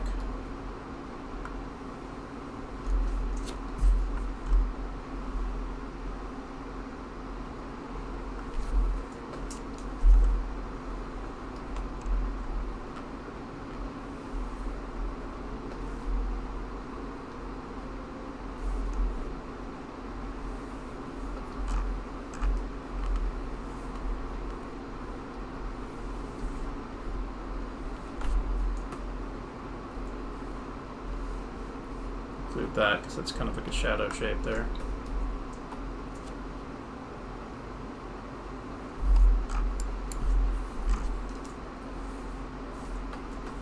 Yeah, that's the simple like kind of cuneiform line exercise for finding simplicity in the posing. If you get too sketchy and too scribbly, like I was starting to get, sometimes it's a good time to like fall back into simplified forms. So let's pick another good pose here. That's a good one. This one I actually think I want to see if I can try doing a sequence version of the cuneiform thing that I just demonstrated.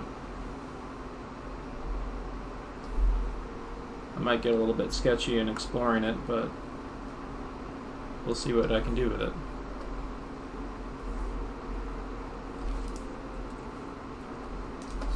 think the lean is good enough here in this line of action, so let's nuke that.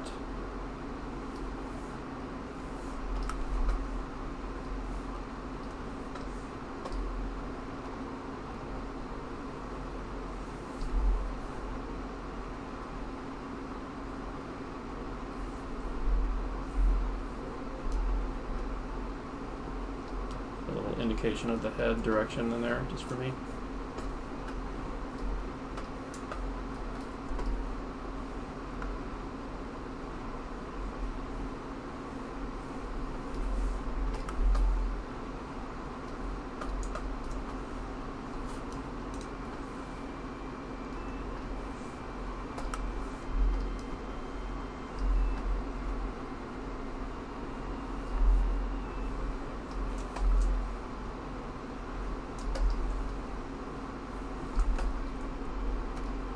So lower opacity on this, and then now I'm going to try to see how I can contrast the pose that came before it.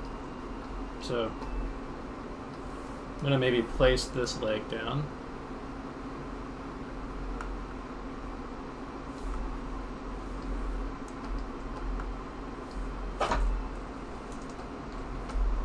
So that foot's on the ground. That leg maybe would be bent. I'm going to spend a little extra time on this pose. Leg would be bent. This would be an opportunity for you to design a pose based on this, by the way.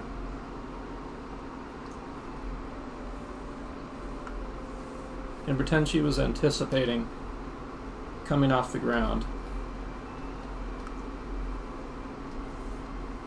This leg back here is the one that she springs off of. This leg right here, maybe she's got it mostly straight, but let's bend it just a little. She's kind of anticipating what she's going to do. This foot might have been pointed towards us, but that foot's going this way.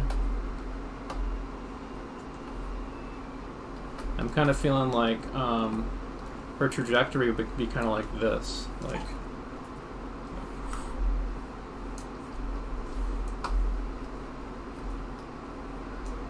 like so her upper torso kind of goes up that way.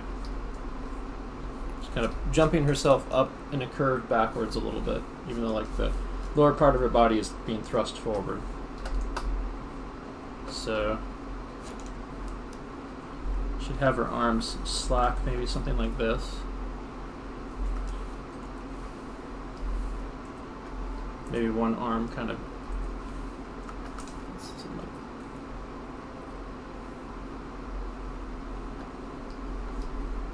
have her screen right arm slack. Her screen left arm would be a little bit more kind of, maybe let's have it bend a bit. So let's push her head down some more. I'm going to shrink this pose a bit because she's a little bit large.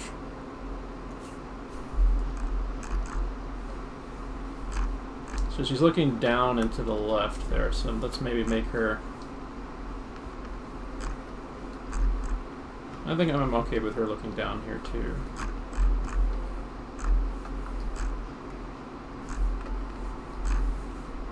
Let's see, maybe I can push this some more.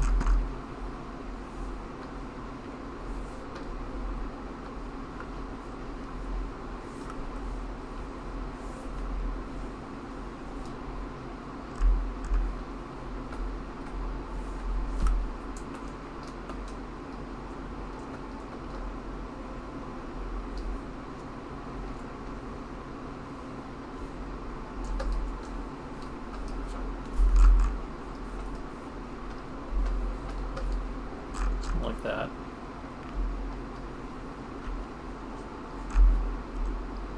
Let's lower opacity on these some more, so this is barely visible. Lower opacity on this. Now do a quick, kind of a little bit more thought out design for her.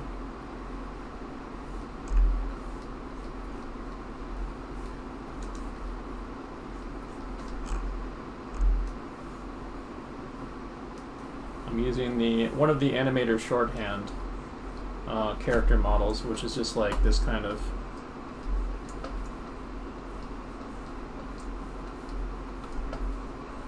box body with a simple head and like simple stick limbs.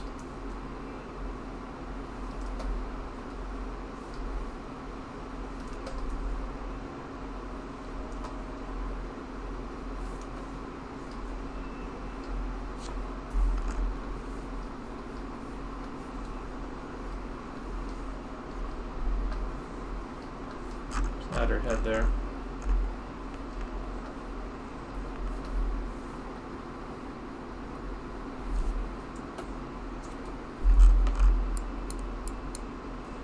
She still is looking a little bit large, I think.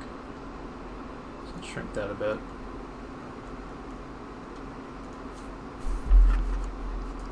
And then lower opacity on that.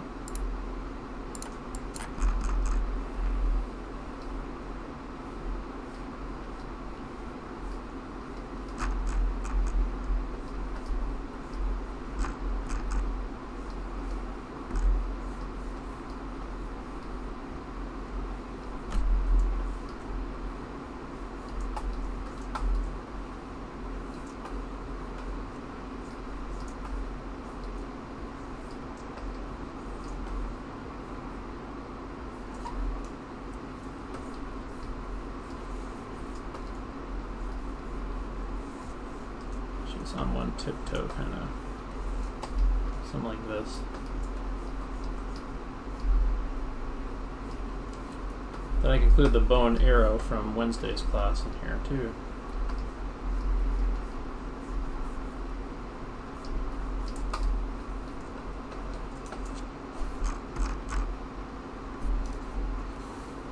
Shrink her a little.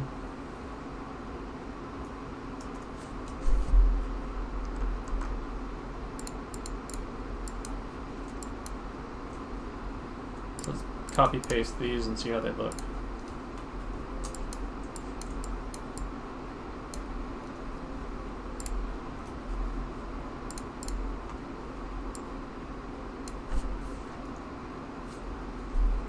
Yeah, there is a pretty decent amount of contrast in these. I feel like there's more that can be done. And there's a few design issues that I can see with how I made the poses that I would probably want to adjust. Like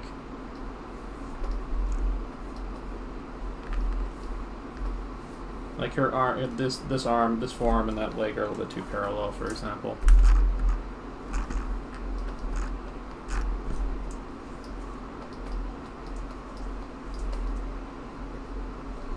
Maybe I could thrust the chest forward more, thrust the hips forward more,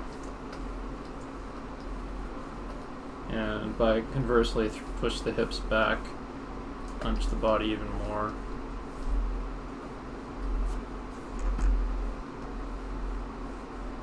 Something like this.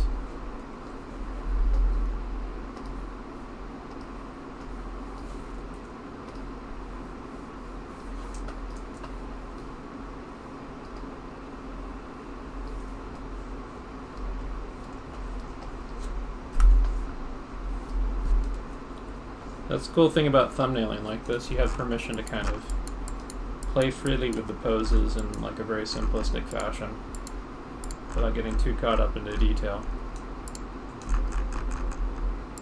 So then I could use these as like a basis for... Here, let me just try real quick. So there's an existing character I have that I have memorized that I could probably do a quick demonstration of how to convert one of these into a character drawing. So I'll do him real fast using this character.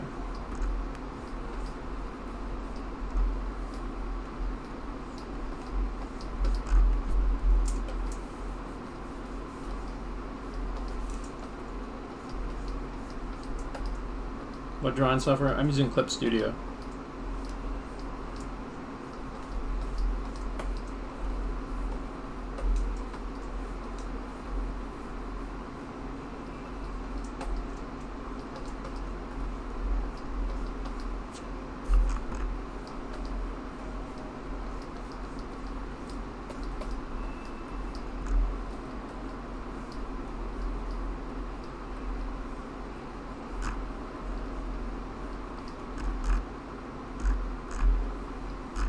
Awkward stuff going on with the head, but I can always adjust that.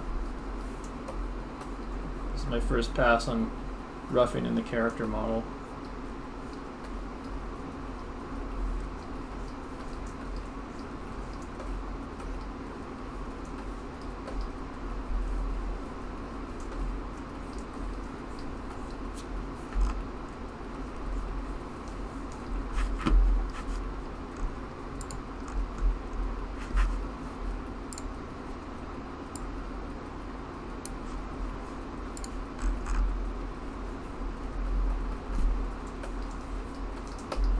Hopefully this is a little bit clearer to see from how I have it set up now.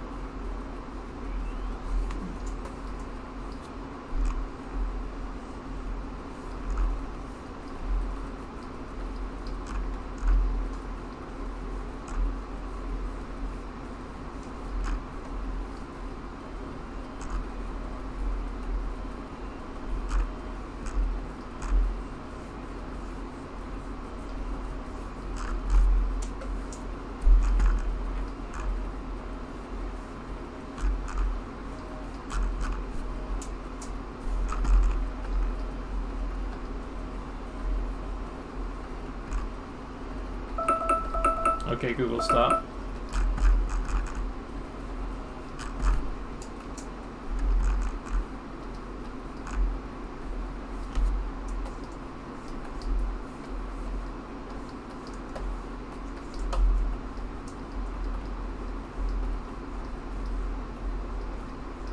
I'm gonna keep going with this guy real quick.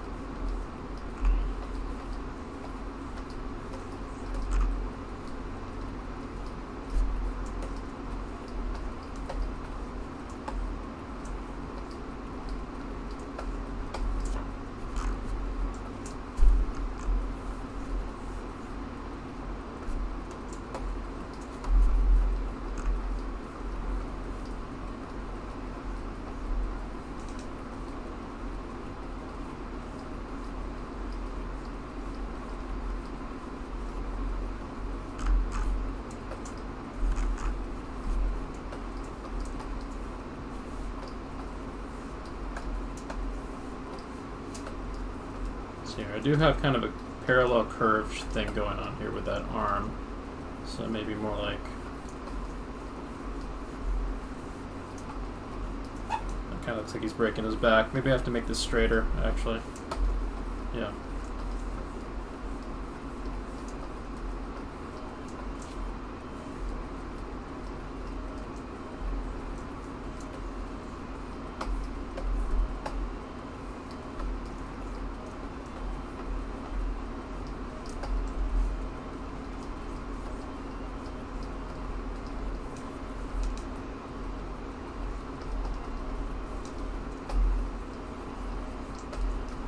So we are on a break right now.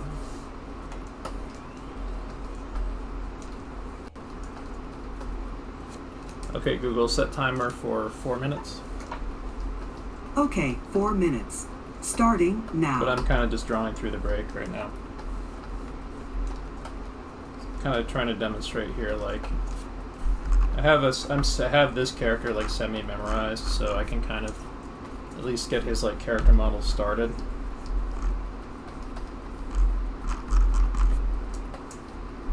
I kind of have a sense of like what he would do when I put him on certain poses, so I can kind of adjust accordingly. And he's a relatively easy character to draw for me when I get warmed up with him. So we got that foreshortening back here, shoe coming towards the camera here.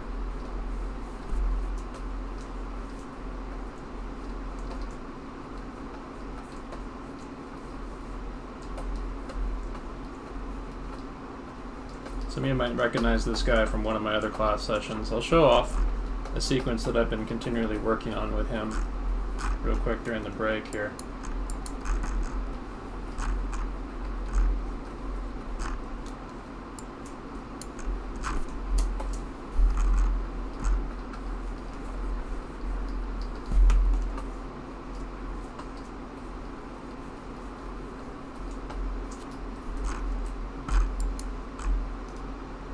But this is the kind of stuff you would do when you're like kind of developing your poses into your characters.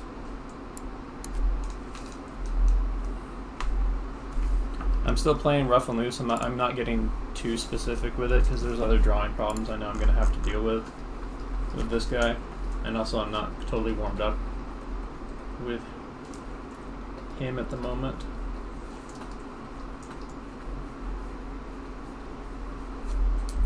But like these would be like my starting point poses. For like getting my keys on a sequence or whatever.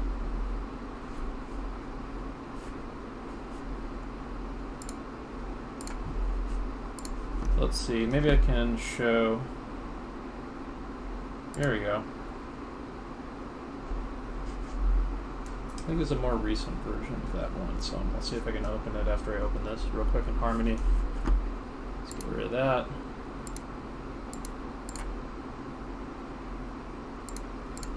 There we go.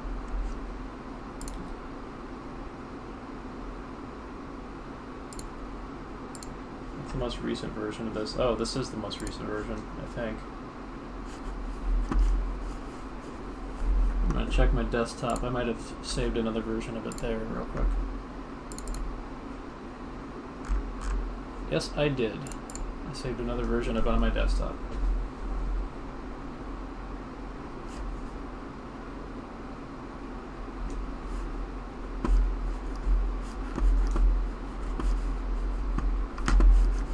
Oops.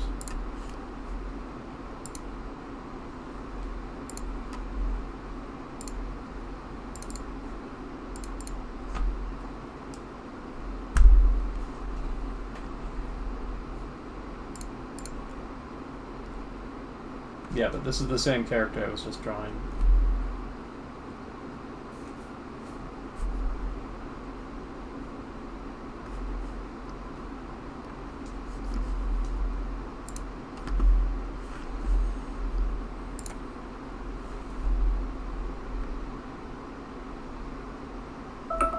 But essentially, this is like the principles of thinking fourth dimensionally that I've been talking about this evening applied in animation. Okay, Google, stop. So we'll take a quick detour to look at these real quick. Oops. I actually want to get back to and do more with this in the near future. Let's see here.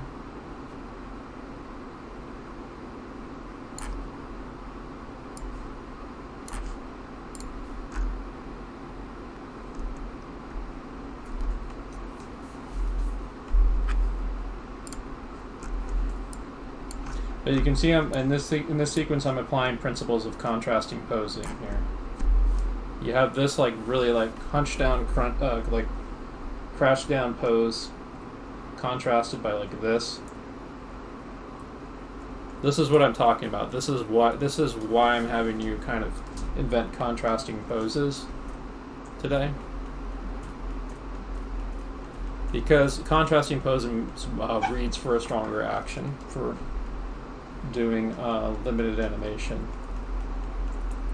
You can see this whole thing here, that there's like severe contrast going on here. Like this wind up punch, there's contrast here, but there's like tremendous amount of contrast between this and like this.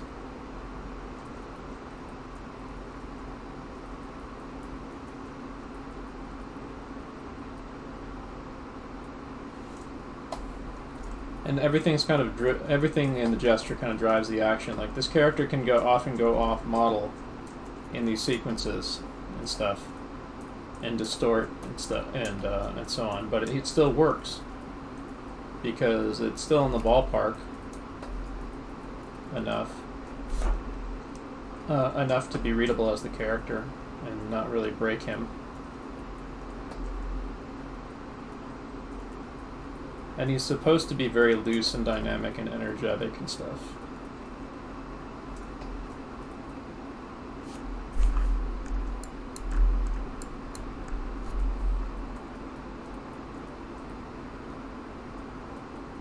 Good there. I could have sworn there was like some other stuff I drew in here that is more worked out at this point, but maybe not.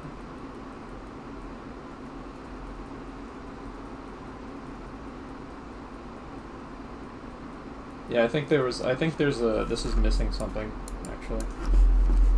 Let me check. There was a GIF I actually did of its current state, where I left it last time I was working on this. Let's check real fast. I have it archived.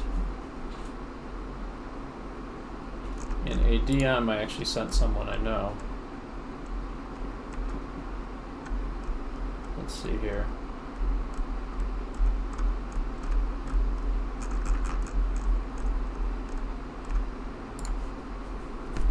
Sorry for the brief detour, folks. I just want to check something real quick on this guy to make sure that I found the right file that I'm looking at.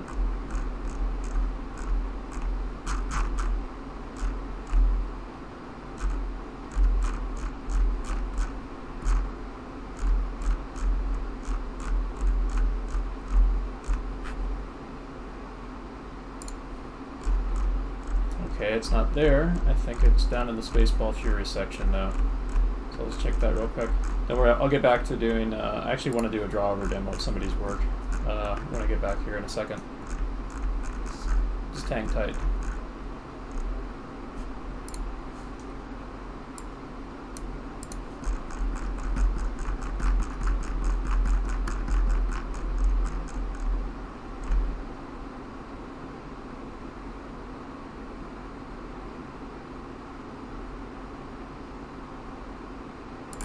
Yeah, there is another version of it that's more developed.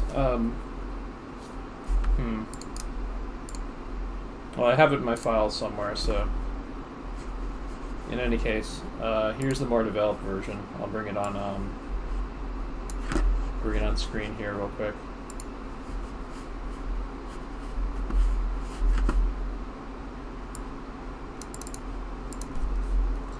Yeah, there's some more frames in the middle here that are more colored and worked out.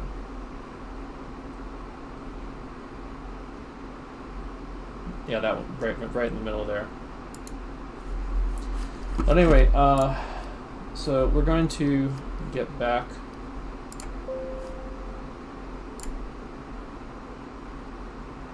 to doing our shit.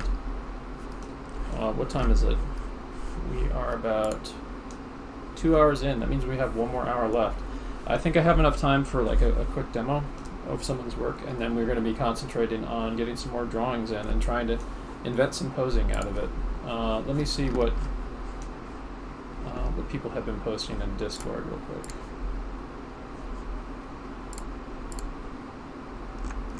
Take back to class chat. All right. So I'm going to look for an opportunity here to create additional posing someplace.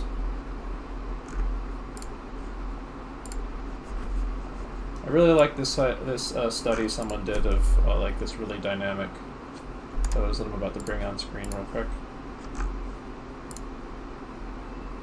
Just put these away real fast.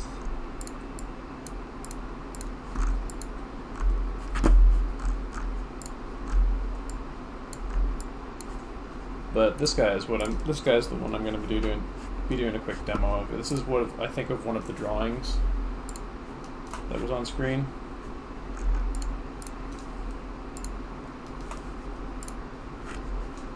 Shoot, I'm doing the wrong thing. There you go. So this is of one of the drawings that was on screen. So I see an immediate opportunity to create a contrasting pose out of this. I'm not going to get like overly detailed with it.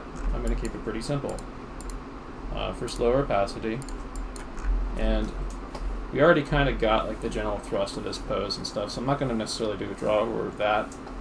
I'm going to do a few things that'll give me kind of a guideline to work with, like the placement of the feet and so on, the general placement of where the aim of that like parent strike is going. What I'm going to do is I'm going to twist this foot around, create like a phantom arc, like a big steppy back here for like where the other foot would be. And I'm going to create this kind of like phantom arc right here. There's kind of a warped perspective thing going on here, so I'm going to kind of play with that a bit. This character's going to be a lot bigger. Here's his head. This character's going to be a lot bigger because they're more in the foreground right here.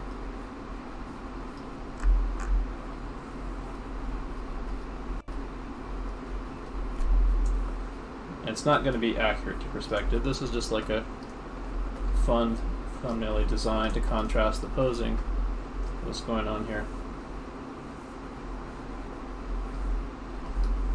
So this character is facing us more, like his torso is, the front of his torso is up over that way, but it's twisting. But his foot is planted back here, something like that.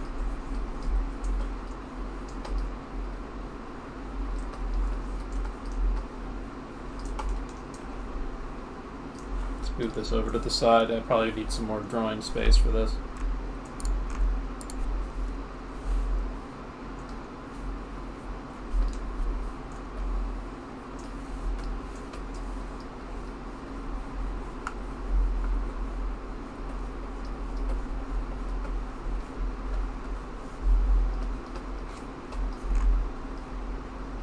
I'm going to push the torso, the pelvis to be in semi-profile, I think, and then twist that upper body there.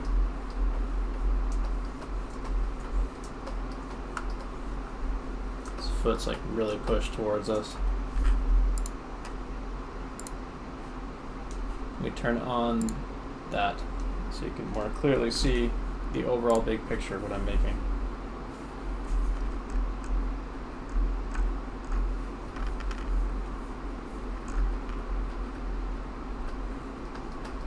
So his other fist is down here. This arm is raised up. Maybe it's more like this.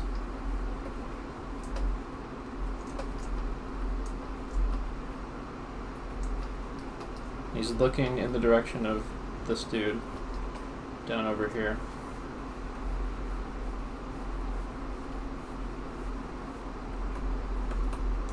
So this is like super hyper exaggerated what's going on here. This is more like a thumbnail. Like you want to work out more like drawing stuff to make it make more sense for actually animating it. But like this would be your kind of starting point of like the general idea of what you want to do with this.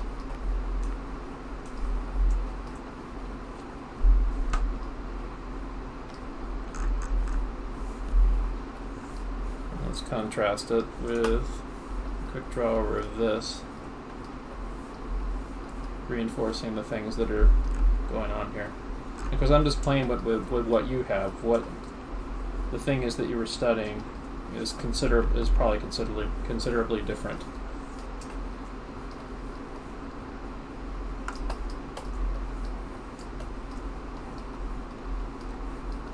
But I saw an opportunity to play with it and invent something.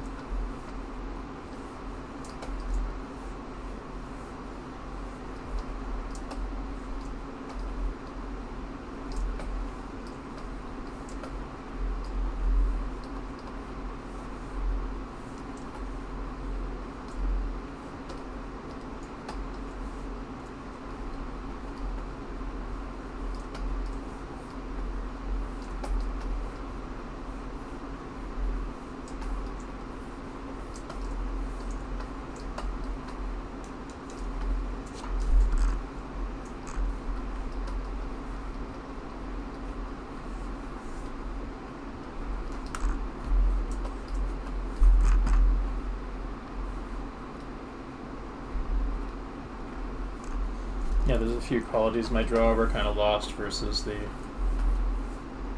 actual thing. Let me see if I can address that.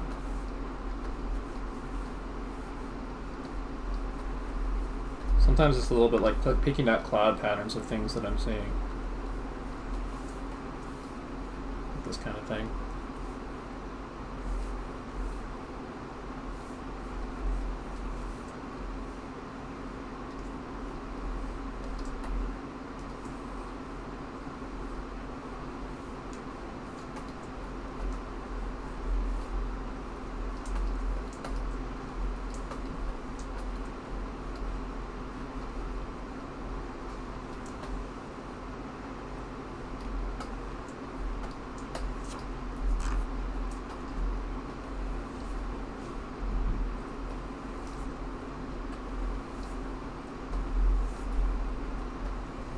I'm just kind of getting like a general sense of the arc, the thrust that's being implied here.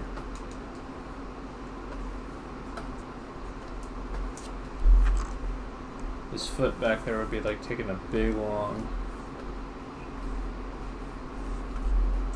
crazy arc right here. Getting the hyper stylized territory. I think his head would probably scrunch down while he's actually holding back his arm, because the explosive power is going to come about here. Like at this point in the animation there might be kind of like a something like whip through on like a frame preceding this one.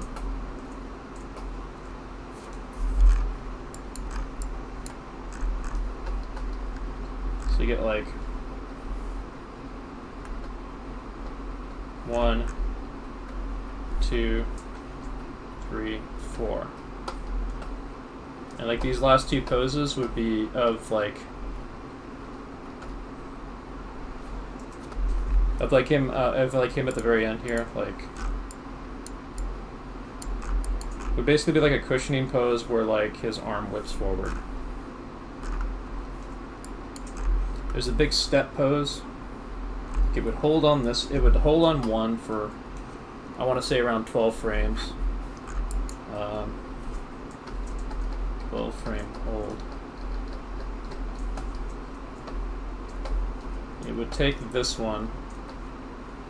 This one would maybe be like on a 3, or this would either be like on a 2 or a 3 or a 6, maybe, depending on how well it works. That's my general kind of judgment. There might be some cushioning.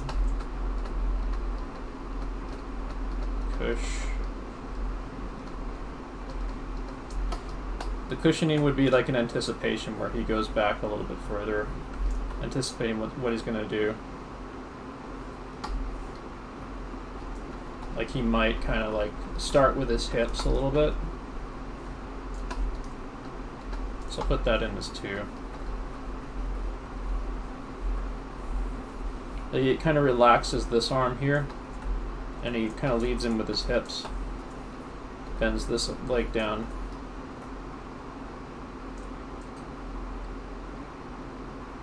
And then he springs into action.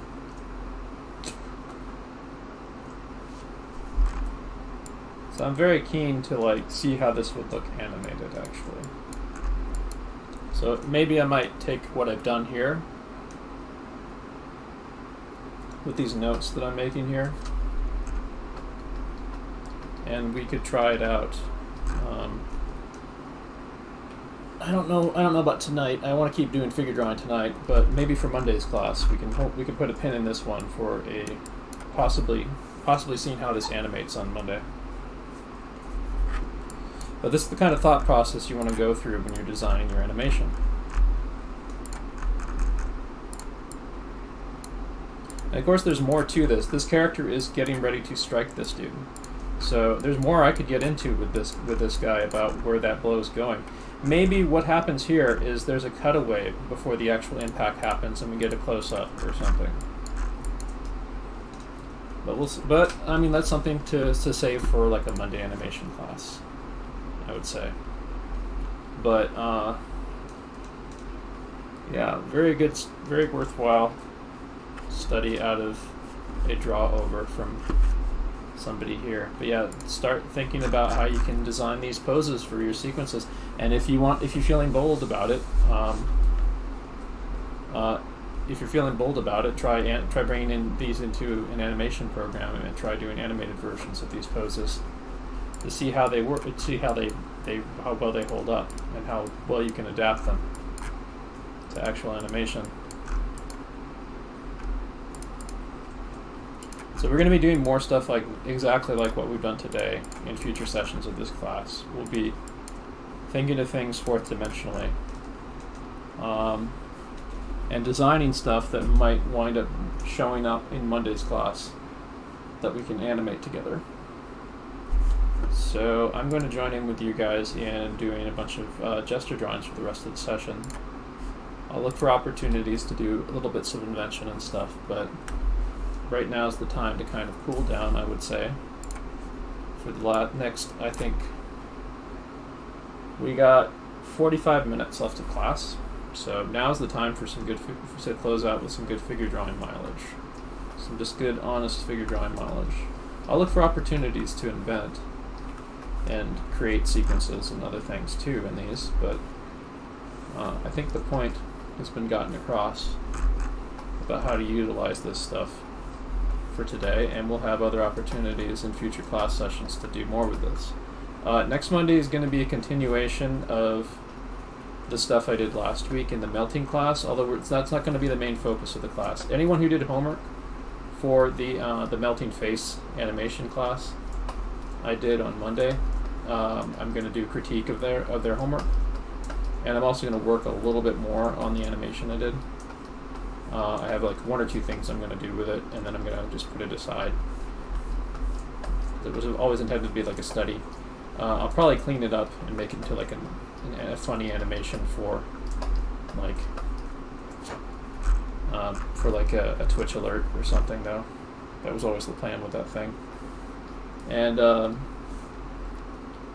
but I'm keen to maybe try to take a little bit of what we did today into that class. So anyone who's participated in this, show up Monday and bring what you've done here, there, or any other homework that you might have done in that vein for Monday's class.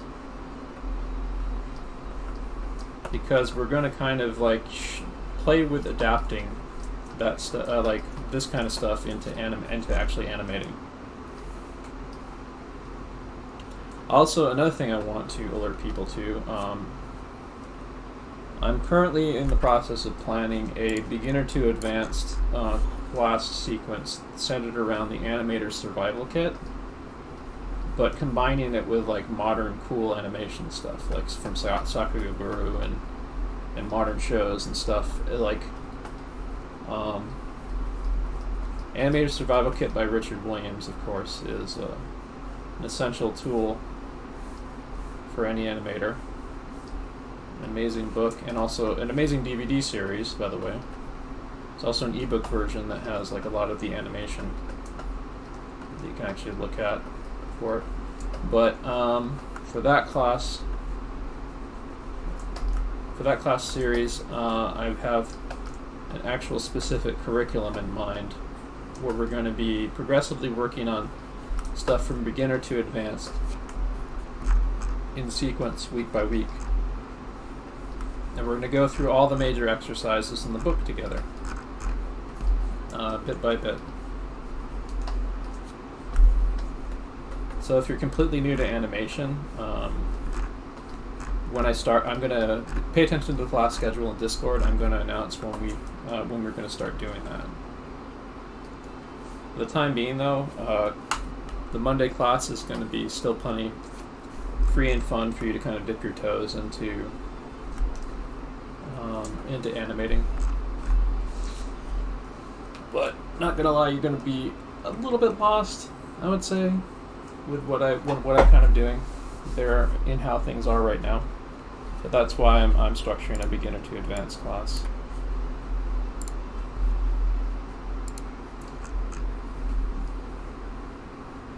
There's some really nice poses going on here.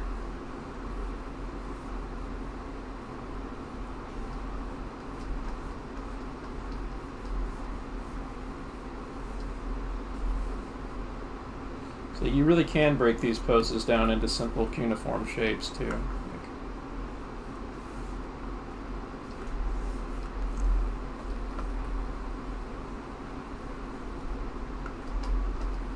Some of these are kind of stock anime poses too.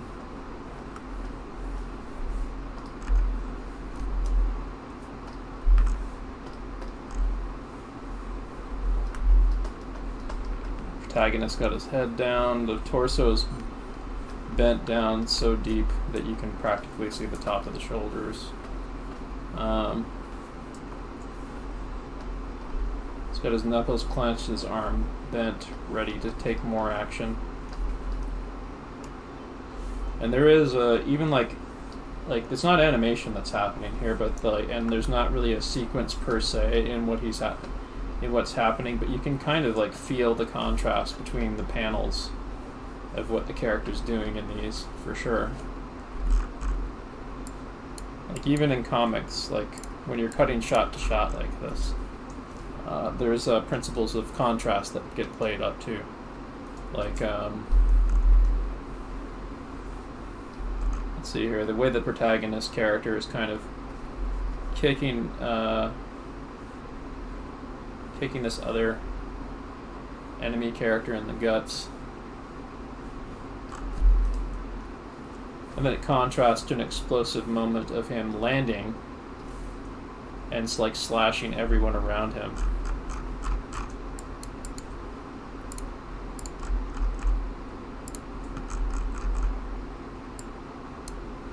Yeah, that's why I want to do it. It's Animated Survival Kit is like one of those things where like you read it a lot and you use it bits and pieces and stuff, but very rarely do a lot of animators like actually sit down and like really even really advanced people really sit down and digest it. I certainly have not. I've only used it in bits and pieces for like certain things. I've read it, but I haven't applied every single thing that's in it, or practiced single thing that's in it. And going through that whole book, bit by bit, will make everyone who goes along with it quite strong as animators.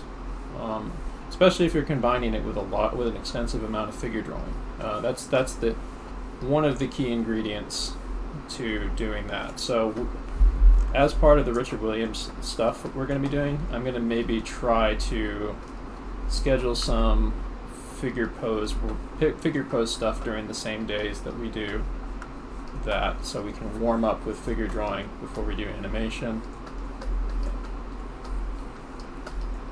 And I'm going to make sure that we keep lots of figure drawing a major part of what we do in this Discord and in this Twitch. So my Wednesday and my Friday class are now different like blocks basically of figure drawing for animators. They're essentially continuity of the same idea. Because I'm an animator, I'm trying to learn and teach according to animation, but it's slowly going to evolve over time.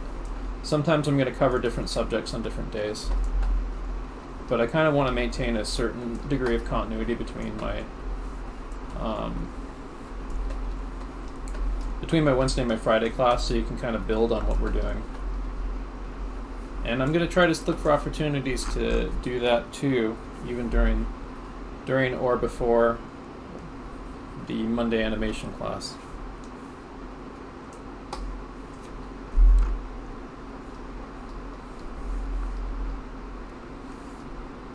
I'm actually going to slow these down. Sorry about this, folks. I'm going to drop these to 3 minutes.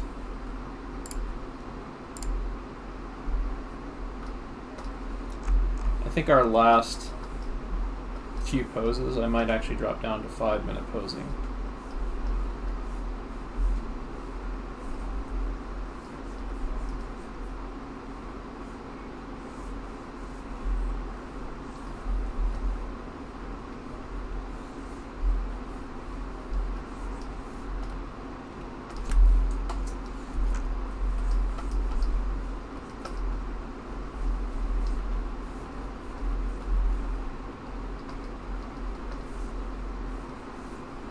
Kind of following the gesture of this. I'm sort of getting warmed back up into this stuff.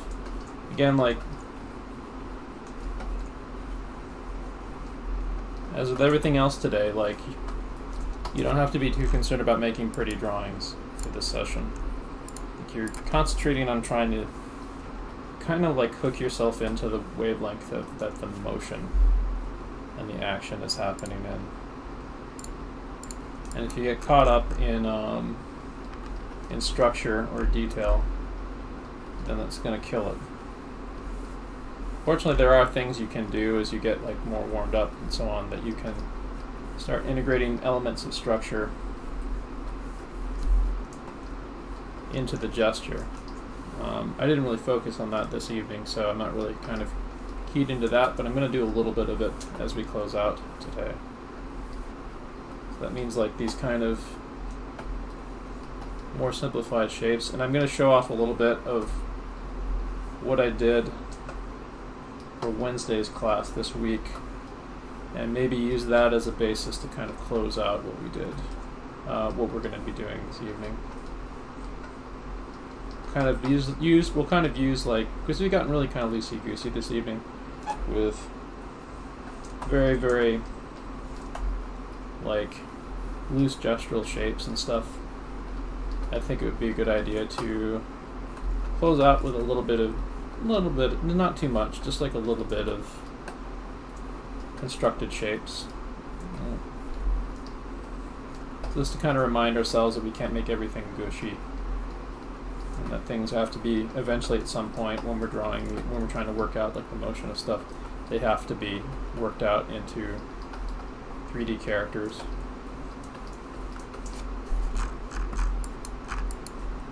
As you can see, I'm not terribly warmed up for that, and that would be why it's a good idea for me to bring up some of what I did on Wednesday. So I'll bring up maybe the file that I have for that. Let's see here. Where's the Wednesday one?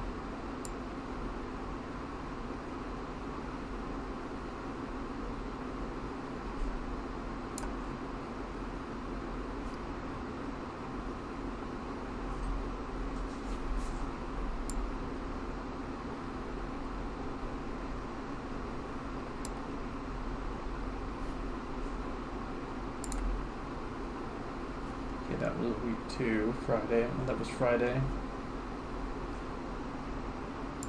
Here we go. I think this is it. Yeah, this is it.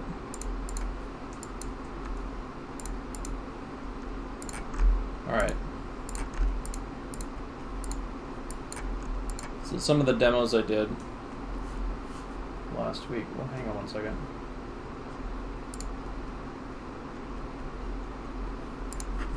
Let me get rid of this. There. Alright, so some of the demos I did last week. Stuff like this. Or no, some of the demos I did Wednesday, sorry. Include stuff like this. Where, I was showing to like how to kind of approach like this thing, a few things like a few like abstract principles of figure drawing. Mainly this thing called the bow and arrow that I'm going to show off real quick. Yeah, this thing right here, where the you can like wrap your head around how you like bend the torso a little easier using this kind of like bow shape and this arrow shape of like this kind of straight angled sort of thing for where the torso bends versus the side that's stretching. And you can use that also in different parts of the figure too, but it's really helpful for kind of driving the general thrust of a pose. And it can be a way to help abstract the pose and help exaggerate it. So I'll draw over stuff. Yeah, this is some really particularly good examples right here. So what I'm going to do is I'm going to grab some of the images from this, and I'm going to ghost them in my backdrop to kind of remind me of what I'm trying to build on for the remaining drawings of this evening. So let's see. I'm going to see if I can grab a particularly good page here. I like this one especially because of the hand study.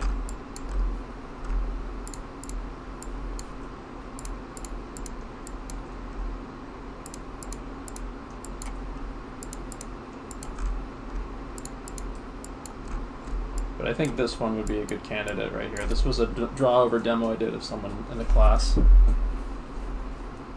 I'm going to use this.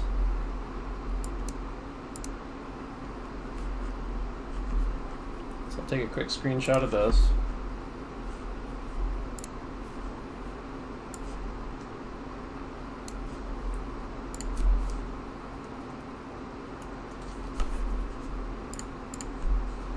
open it in the drawing app.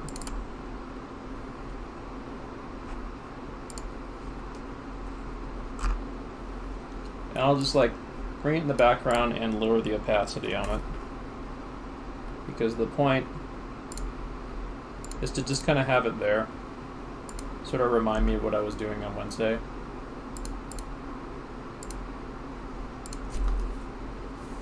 So we can close out the evening with me building on what I've been practicing lately.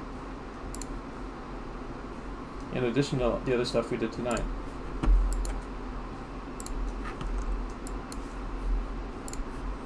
Let me skip this. Let me find a good pose.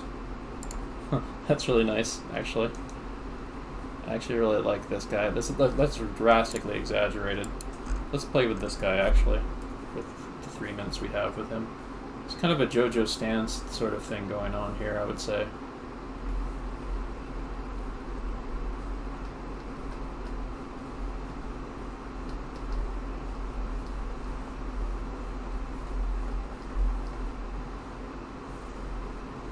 I'm not sure what this is from, but it's neat. I'd like to find out if whoever made this has like a character in mind or whatever.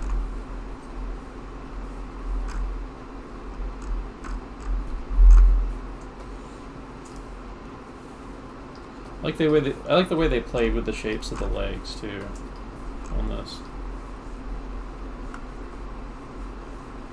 Like it's all following like a kind of a gesture approach there.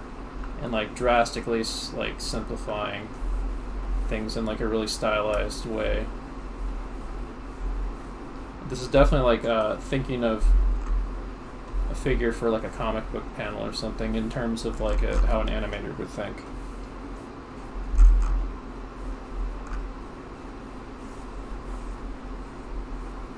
And I love how like the bicep of the arm, the upper arm, kind of lurches up.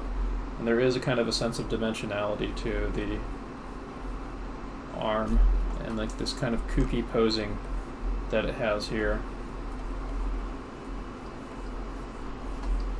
Where it grips this sword. I do have a little bit of a problem how the tip of the sword is a little bit too close to the thigh. I kind of feel like that pushing the sword this way or having it overlap the thigh a bit would help sort of keep that from that area feeling a little flat to me. I like how playful this is. This kind of energy is something that I would want. This kind of unself-conscious energy of just like riding the wave of your character drawing. This feels like the artist was kind of like firing on some pretty good cylinders when they drew it in their thought process. You'd only get that from like getting a lot of practice mileage in during the day and kind of vibing and keeping the energy level up and getting like the energy level up and stuff.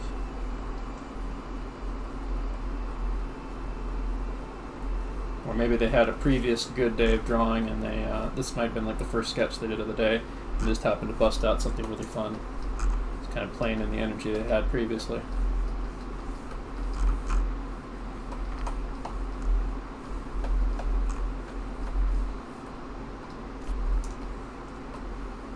See, like, he pushed his head down really far and stuff. Yeah. So I'll toss this over to the side here. Maybe shrink that, actually. And I'm going to bring up the thickness, my line thickness.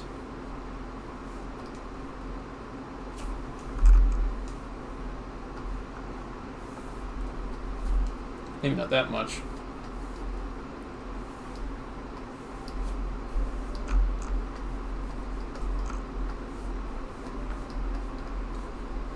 I'm going to try to like get some energetic drawing in to close out this evening. Just energetic observational drawing. It's the core of what we do. Energetic observational drawing.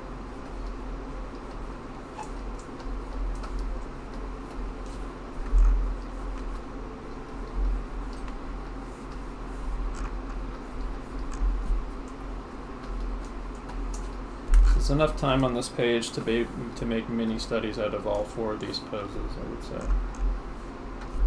But I'll see how much time I want to spend on each.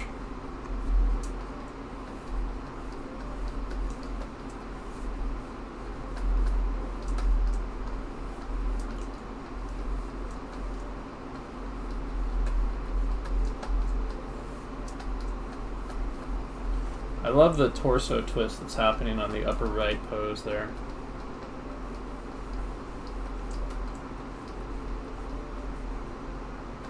That briefcase that they're holding is even like kind of reinforcing the action a little bit, giving like a directional telegraph of what's going on.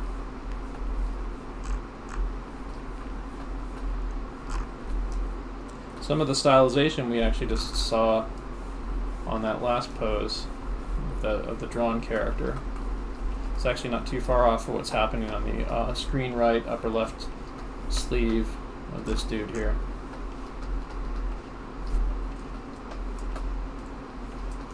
These guys would all be fantastic to turn into characters, actually.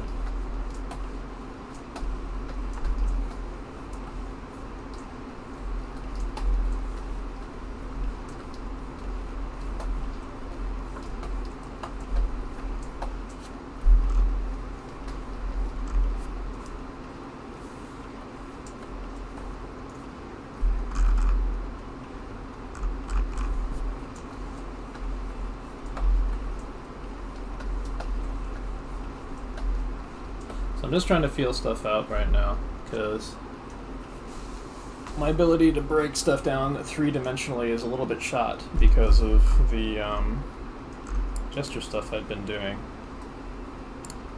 But I'm going to reel it back in a little bit with the 5-minute poses we're going to close out the evening with. That's always going to happen. Like if you focus on gesture, on gesture and emotion and stuff, then like your ability to break down 3D shapes kind of gets a little bit atrophied. But then you start getting back into 3D shapes and stuff, and that starts coming back, and then your sense of gesture starts to get a little stiffened.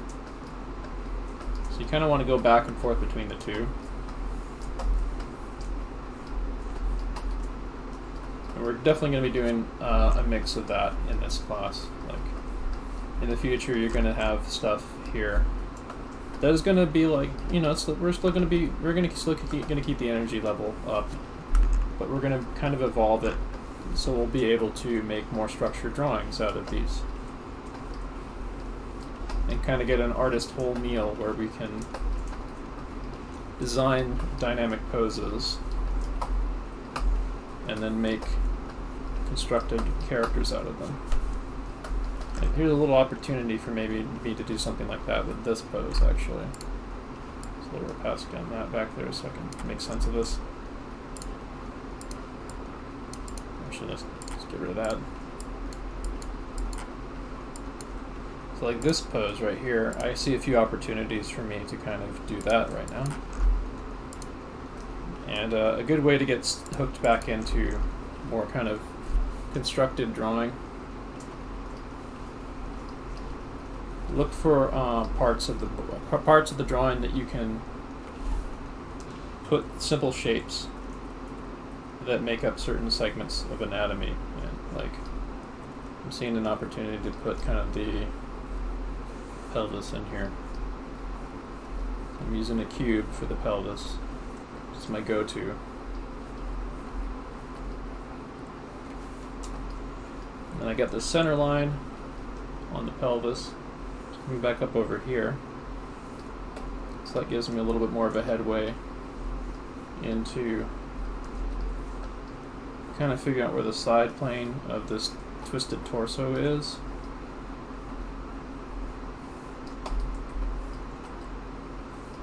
And what the rest of the torso is doing. Kind of egg shape-ish in here for the rib cage.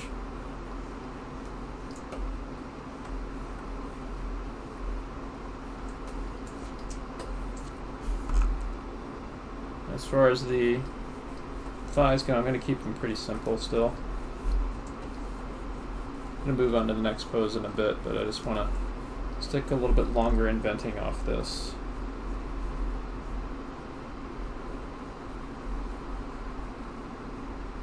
Because I'm trying to wake up my analytical construction just a little bit at the tail end of this session.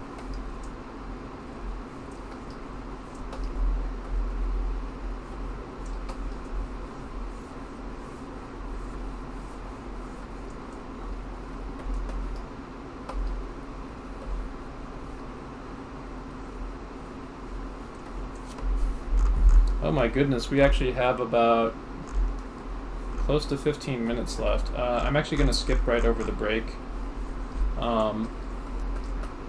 Let's see here. After this pose changes, I'm going to change it to 5-minute poses, and we'll do 3 5-minute poses for the remainder of the session this evening.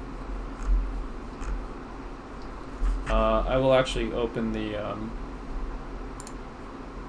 the voice chat to questions right now if you want to speak up. I think you should be able to speak with push to talk right now, but I don't know. Let me check.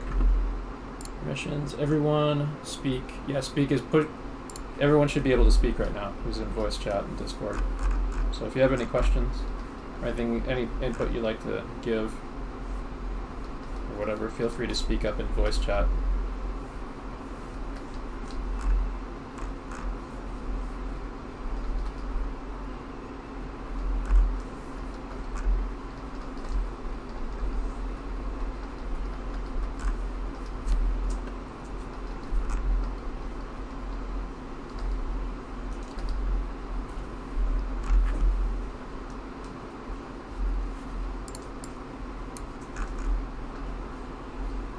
Yeah, my homework in this class, by the way, is to keep doing this, like grab photos and stuff, similar to what I have, and keep practicing, do a mix of draw-overs of these, and a mix of draw-overs, find like sequence photos and stuff, even live action stuff, if you want to get into that as well.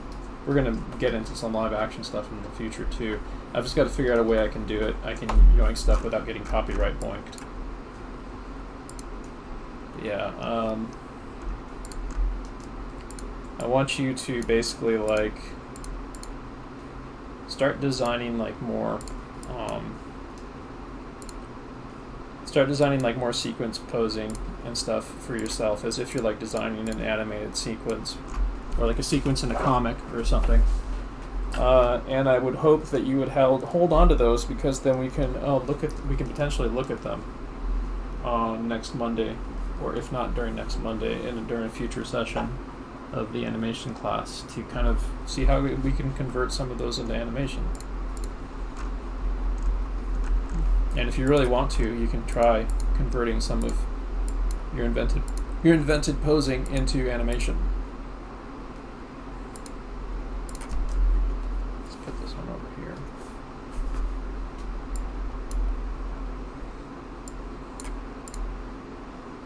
Alright, so it's just changed, so I'm going to switch it to 5-minute poses. We're going to do 5-minute poses. Let's see here.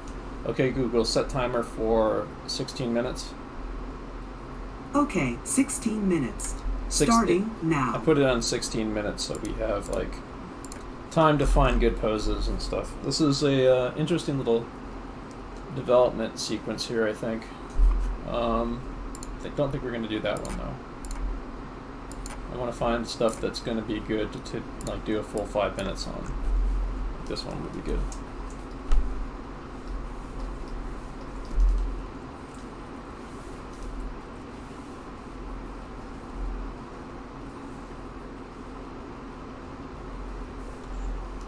So I'm going to go back a little bit to simplicity and kind of reel it in a bit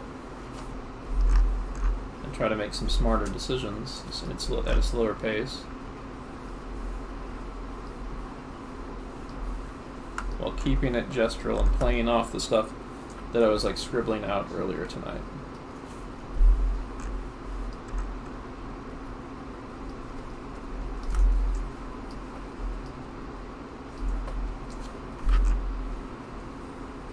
So once you've kind of struggled and scribbled and warmed up, you can start to slow down more, kind of what I'm doing now, and think about what you're doing.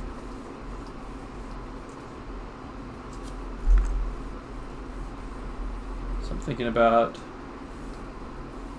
how her torso is being pretty well blocked by her thighs there. what happened there? It's weird. Thinking about how there's this kind of spear-like thrust with her arm going across and emerging from the outside of her leg. So this right here of her arm doing this lovely gestural pose right up there.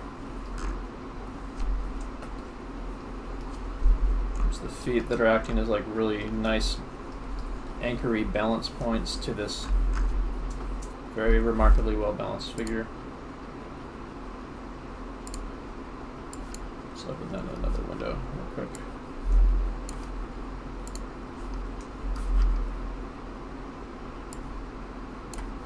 Well balanced figure for being like a high stretchy kick.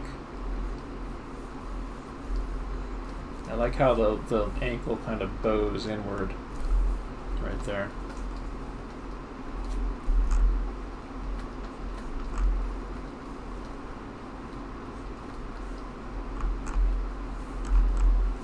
I'm not going to concern myself too much with fabric, but I do like the gestural lines and the directional lines you can kind of see being reinforced by the stretch of the fabric.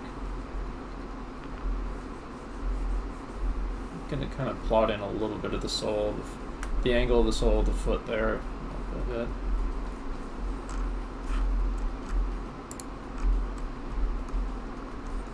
Yeah, overall it's working pretty good for me. So I'm going to go back in a little bit and kind of add some kind of rounded mass shapes in here. Sort of feel out the volume of the pose a little bit more. This is only a 5-minute pose, and I'm kind of exploring it, basically. It's a pose I haven't drawn before.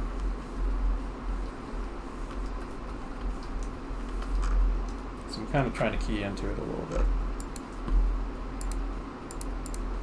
So I'll lower opacity on it, and now I'll just have a little fun with it.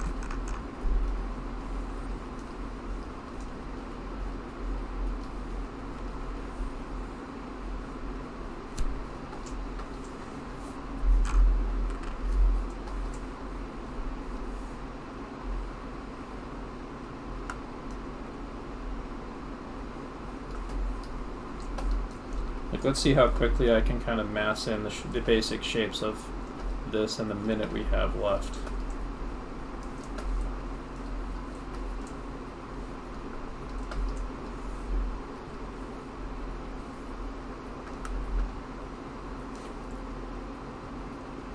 Yeah, there's no way that I filled in all the lines there to be able to fill that.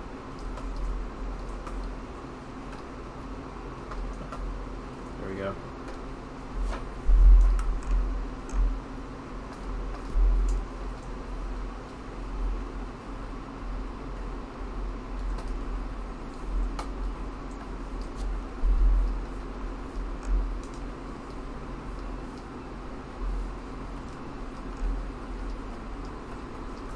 It's like a pose that I would definitely want to spend more time on, but I'm going to move on.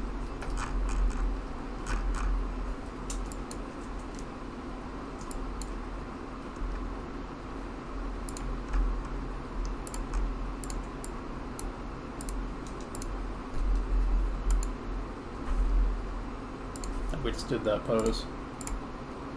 We did that one. Looking for a good 5-minute pose. That's actually really good. Let's do that. That's a nice dramatic scene here. It's an opportunity to challenge ourselves with trying to capture a little bit of the drama of the moment. I'm going to start by establishing a head, because I want it to be kind of clear that this guy's making to sort of drive what's happening here. And the head and the direction of the head.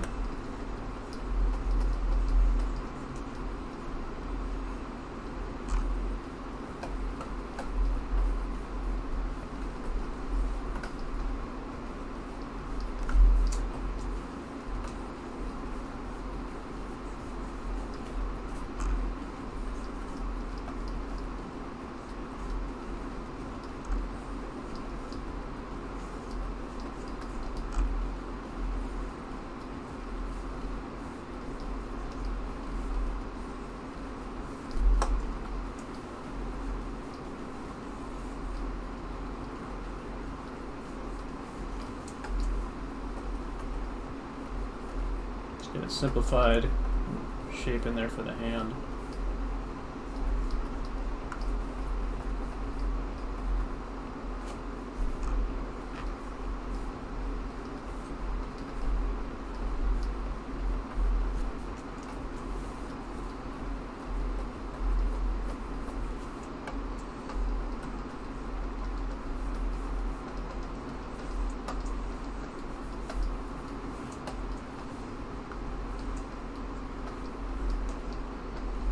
So that arm is really straight out, but it's kind of severely foreshortened.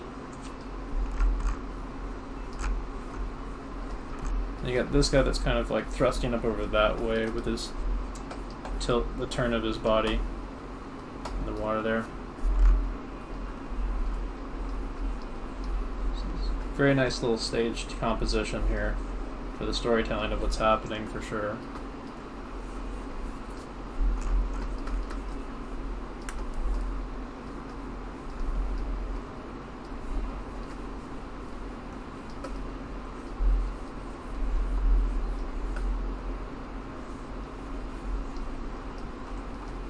Definitely see the top of the torso of this guy. Shrink the head a bit, actually.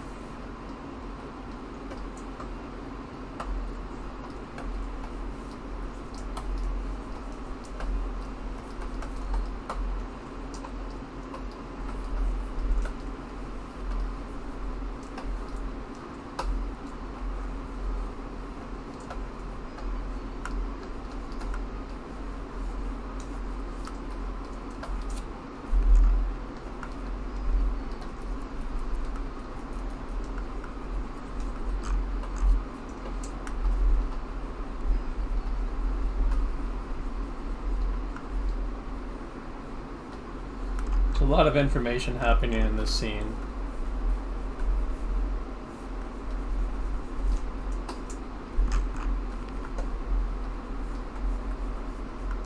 So I'm kind of getting a little bit more caught up in detail than I probably should.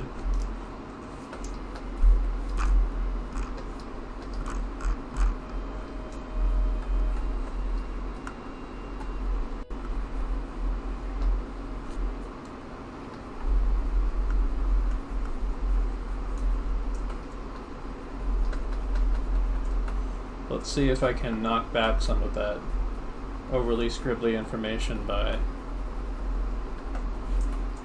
adding in some areas of black.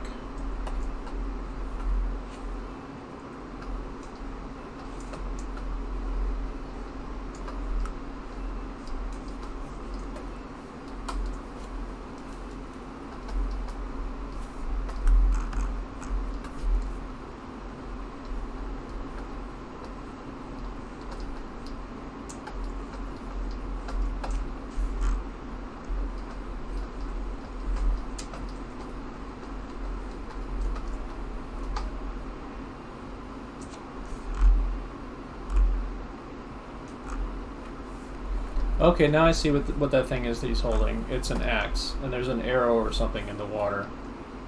Okay, I was getting a little confused about that.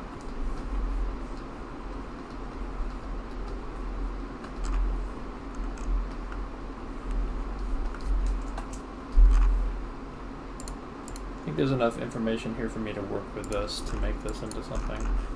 Here, I'll put on another good 5-minute pose for people here. I actually might make that one into a 10-minute pose to close out on that next one. Yeah, actually, I'm gonna just jump right into doing that.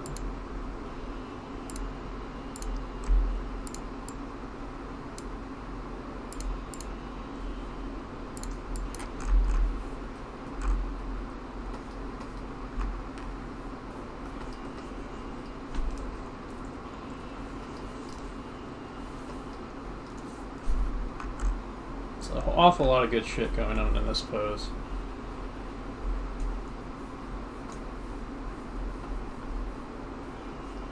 A hyper-exaggerated hand that's come towards us in the foreground. The sense of like weight and perspective here of like this badass martial arts balance pose there.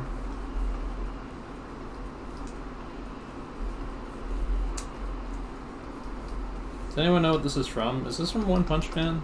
I don't think it is. Looks like it might be.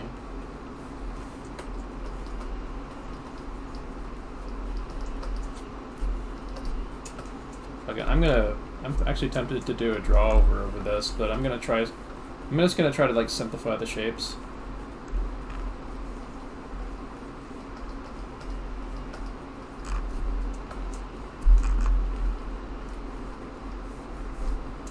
Get like little bits and pieces of what's going on in there, like this palm wedge kind of shape going on here.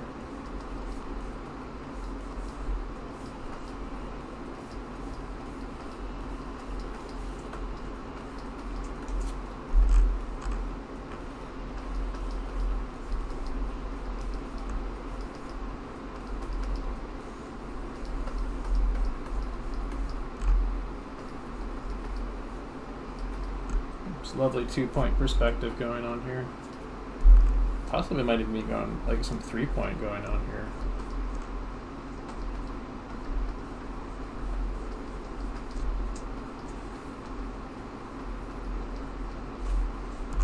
Yeah, for sure this is like the kind of art I want to vibe with way more when I do way more studies in the future.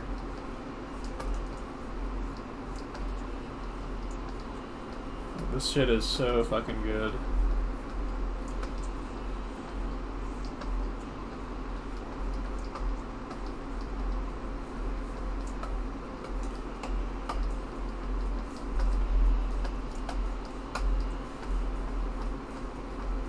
All kinds of nice little subtle touches too, like the blur that's happening on the cuff of the pants, for example.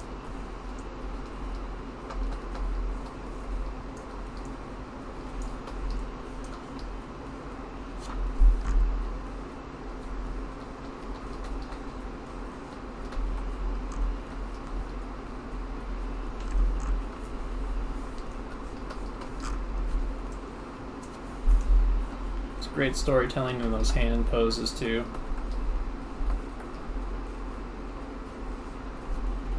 Like this guy is signifying that he's kind of a grappler, it looks like, to me. Doesn't necessarily mean that he won't like throw punches in the fight, but that he's like limber,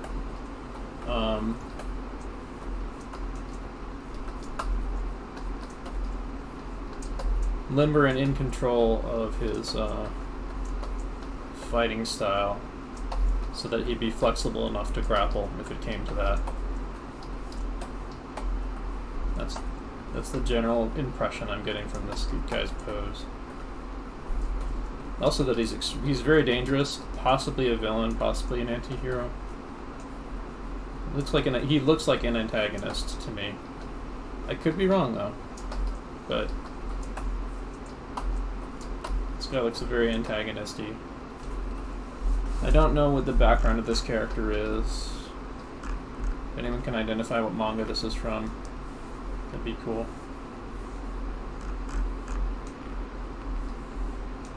But yeah, like what I was talking about tonight, you can see physically happening right there on the ground. Arcs. That's an arc right there. That motion line, those motion lines that are going for his feet, showing you what pathway that those parts of his limbs are taking. Alright, so I think we're actually at quitting time right now.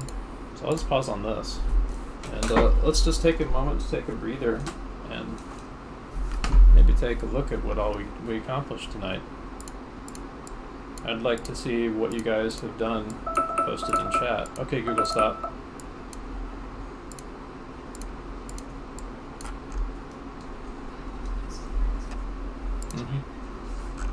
Yeah, post them if you got them in chat. I'd like to see what you got. Let's switch it to the Discord. Let's take a peek.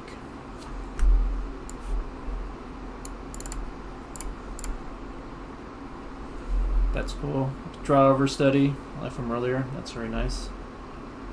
Some lyrical finds. There's some stuff where you get kind of bunched up a bit, but I sort of am too. That I'm trying to shed. That was the point of this class tonight too. Raboots, I think I'm gonna do more drawing demos of your stuff in the future. I think, I think there's some stuff that's happening in these that's kind of holding you back a little bit. That I think I would want to key you into, but I mean, good job. This one I did the demo on. Like this was. This looks like a thumbnail that like an animator would do, like as shorthand on a post-it note, which is fine. I did a draw over of it showing how you can develop something like that, and of course you were doing this. I think you were doing this based on like one of the drawings that was on screen, so you essentially converted it into what would be an equivalent of like a post-it note. Thumbnail that somebody would do for like a storyboard sequence or something like that, which was enough information for me to work with. That's why I did the demo of it. So I really like this one, Raboots. This one up here on the upper right. There's little bits and stuff that would take more energy than I have at the moment to get into for addressing the stuff I was talking about. I see for this one, it looks like this person did the arcs. They did the arcs to follow through the action, and they tried their hand at a contrasting landing pose, a little bit along the lines of what I did. This is getting a little bit visually confused here, but for that you just like lower opacity on it and try to do a different version of it, or repose it slightly, or simplify it so you can make visual sense of it. That one's a really nice, this looks like a really good, really well done, like, post-it note thumbnail of a pose, and I think that one has some good energy to it, and that's another one that I could definitely do like a draw over demo of to like do what I did with that other previous one, basically. Yeah, this one is less gestural. This is still like okay to study this. It's okay to study like this. I think that there should be maybe this person is getting a little bit kind of stiff, and also some of this stuff, even though it's dimensional, it's a little bit lacking dimension here and there. That it's kind of holding back a bit, but and there's some proportional issues, especially in like the thigh and the calf. But I mean, it's still worthwhile to do something like this, but I would say that for sequences like this, as your initial first pass, to kind of understand them, you would want to like dig into like the really loose gestural stuff first, kind of like tap into the flow of the rhythm of it, and then you go back in and you can do like more structured stuff like that. What's going on here? It's a little hard for me to see that. Let me try zooming. Yeah, these are good. I do get a sense of good weight and motion to these. They're loose. This one, I can tell what's going on in that, even though it does get a little confusing here. I can mostly tell what's going on here.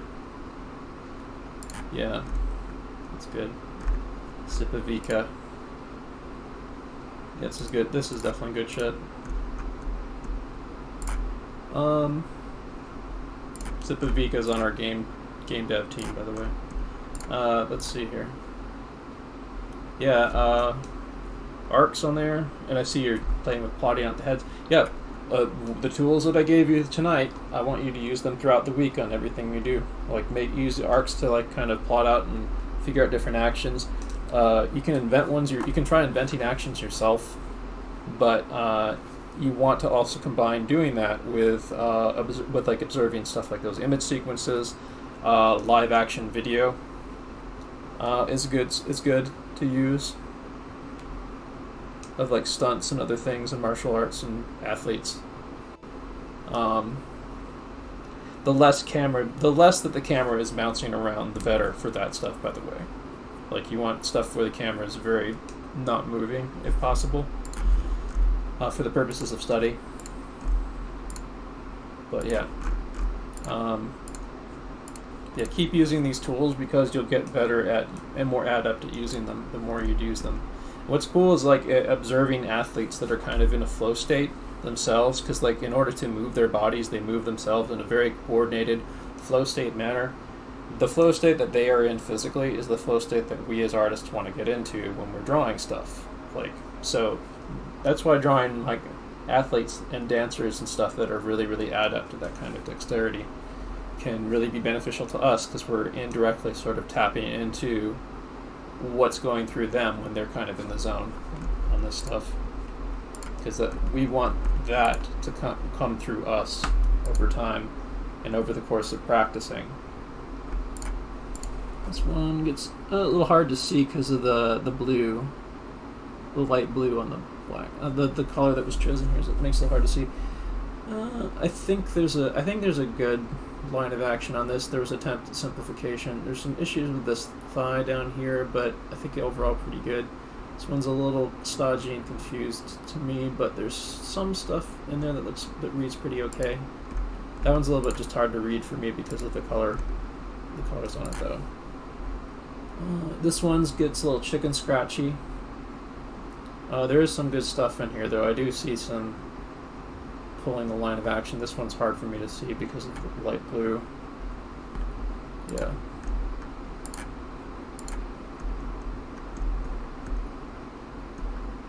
We went through some of these before. I do like these little kind of invented posing here. This one feels really dynamic.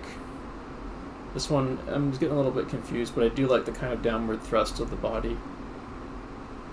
And I think you kind of ran off the page here, and you kind of want to shrink them down and or get enough room and clear enough space for you to kind of work out the posing, if possible, for that kind of thing. I actually wanted to do a demo of this because I wanted to maybe key this person into stuff, but I'm too tired right now to really do that. Yeah, there's been a lot of good stuff. Oh, this is a successful study, following through on the kick with that line. I also like how the sketch down here, you can kind of feel the down motion when he's coming down, and he like gets ready to spring up and do the jump kick. Yeah. Good shit, good shit. Yeah, what's this? Huh, oh, that's cool. Yeah, you did a whole full drawing. Yeah. Yeah, it's a full sketch. There's like directional issues and stuff I see with the thighs and so on, but I mean, like for a quick sketch, it's not too, for like a quick, like kind of rough sketch, it's not too bad. I mean, there's all the stuff that I would correct on this is like stuff that you just like throw a piece of tracing paper on it and then like do it like a sketch like this would be a good idea to do in prep for like something that you work out the drawing problems a little bit better on. And the main drawing problems I'm seeing is like, let me bring this on screen so I get like a bigger view of this. The main drawing problems I'm seeing with this is like the direction of the calf here kind of looks like he's breaking his knee right here. Like the sense of the direction of the calf versus the thigh needs to be kind of worked out a little better. There's the direction of the some areas are looking a little flat. The hands, I like the overall kind of feel of the hands, but the structure of the hands needs to be worked out a little bit better, etc., etc. There's like little bits of kind of like construction things that you would go through bit by bit. But this is like in terms of like if you're just gonna quickly establish like a comp for like a better piece where you would work out those drawing problems, or maybe even like submit it for feedback so you can get like drawovers for people in our Discord, to show you how to fix up and address the problems that are in it. I think this is a great start.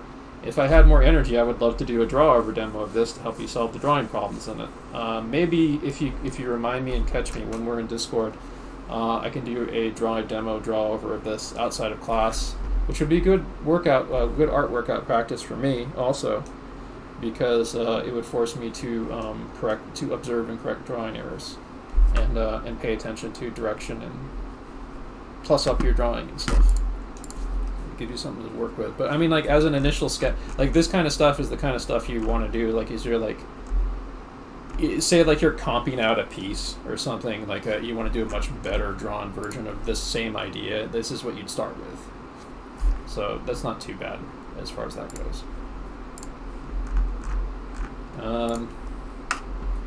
Is this guy here where you invented a character from some of the posing tonight? Yeah, there's some cool stuff, but there's bits of like kind of piecemeal sort of effect going on with this, with some of these posing. Yeah. Anyway, I better call it a night very shortly because I'm getting a little bit exhausted. But thank you all for coming. Let's put on the congratulations screen. Oh, and my Patreon has now been updated, and my Patreon is up to date now with all the classes up till now. With here, let me show you.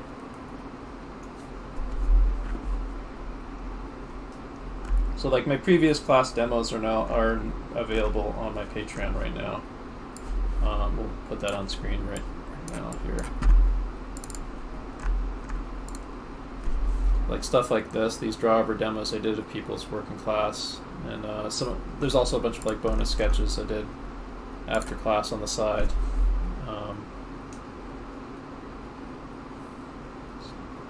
Find some of the better stuff in here. This was one of the more successful of the studies in that session. Yeah, I really like how this study turned out, especially because of the little opportunity I took for like a quick hand study out of that.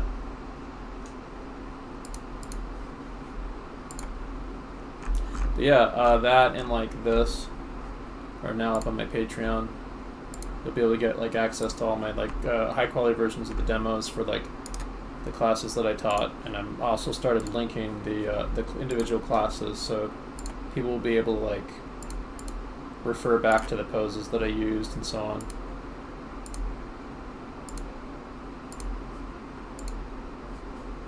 Yeah, anyway, so we'll call it a night tonight. Let's get to the congratulations screen now. Shut off the synth radio. There we go.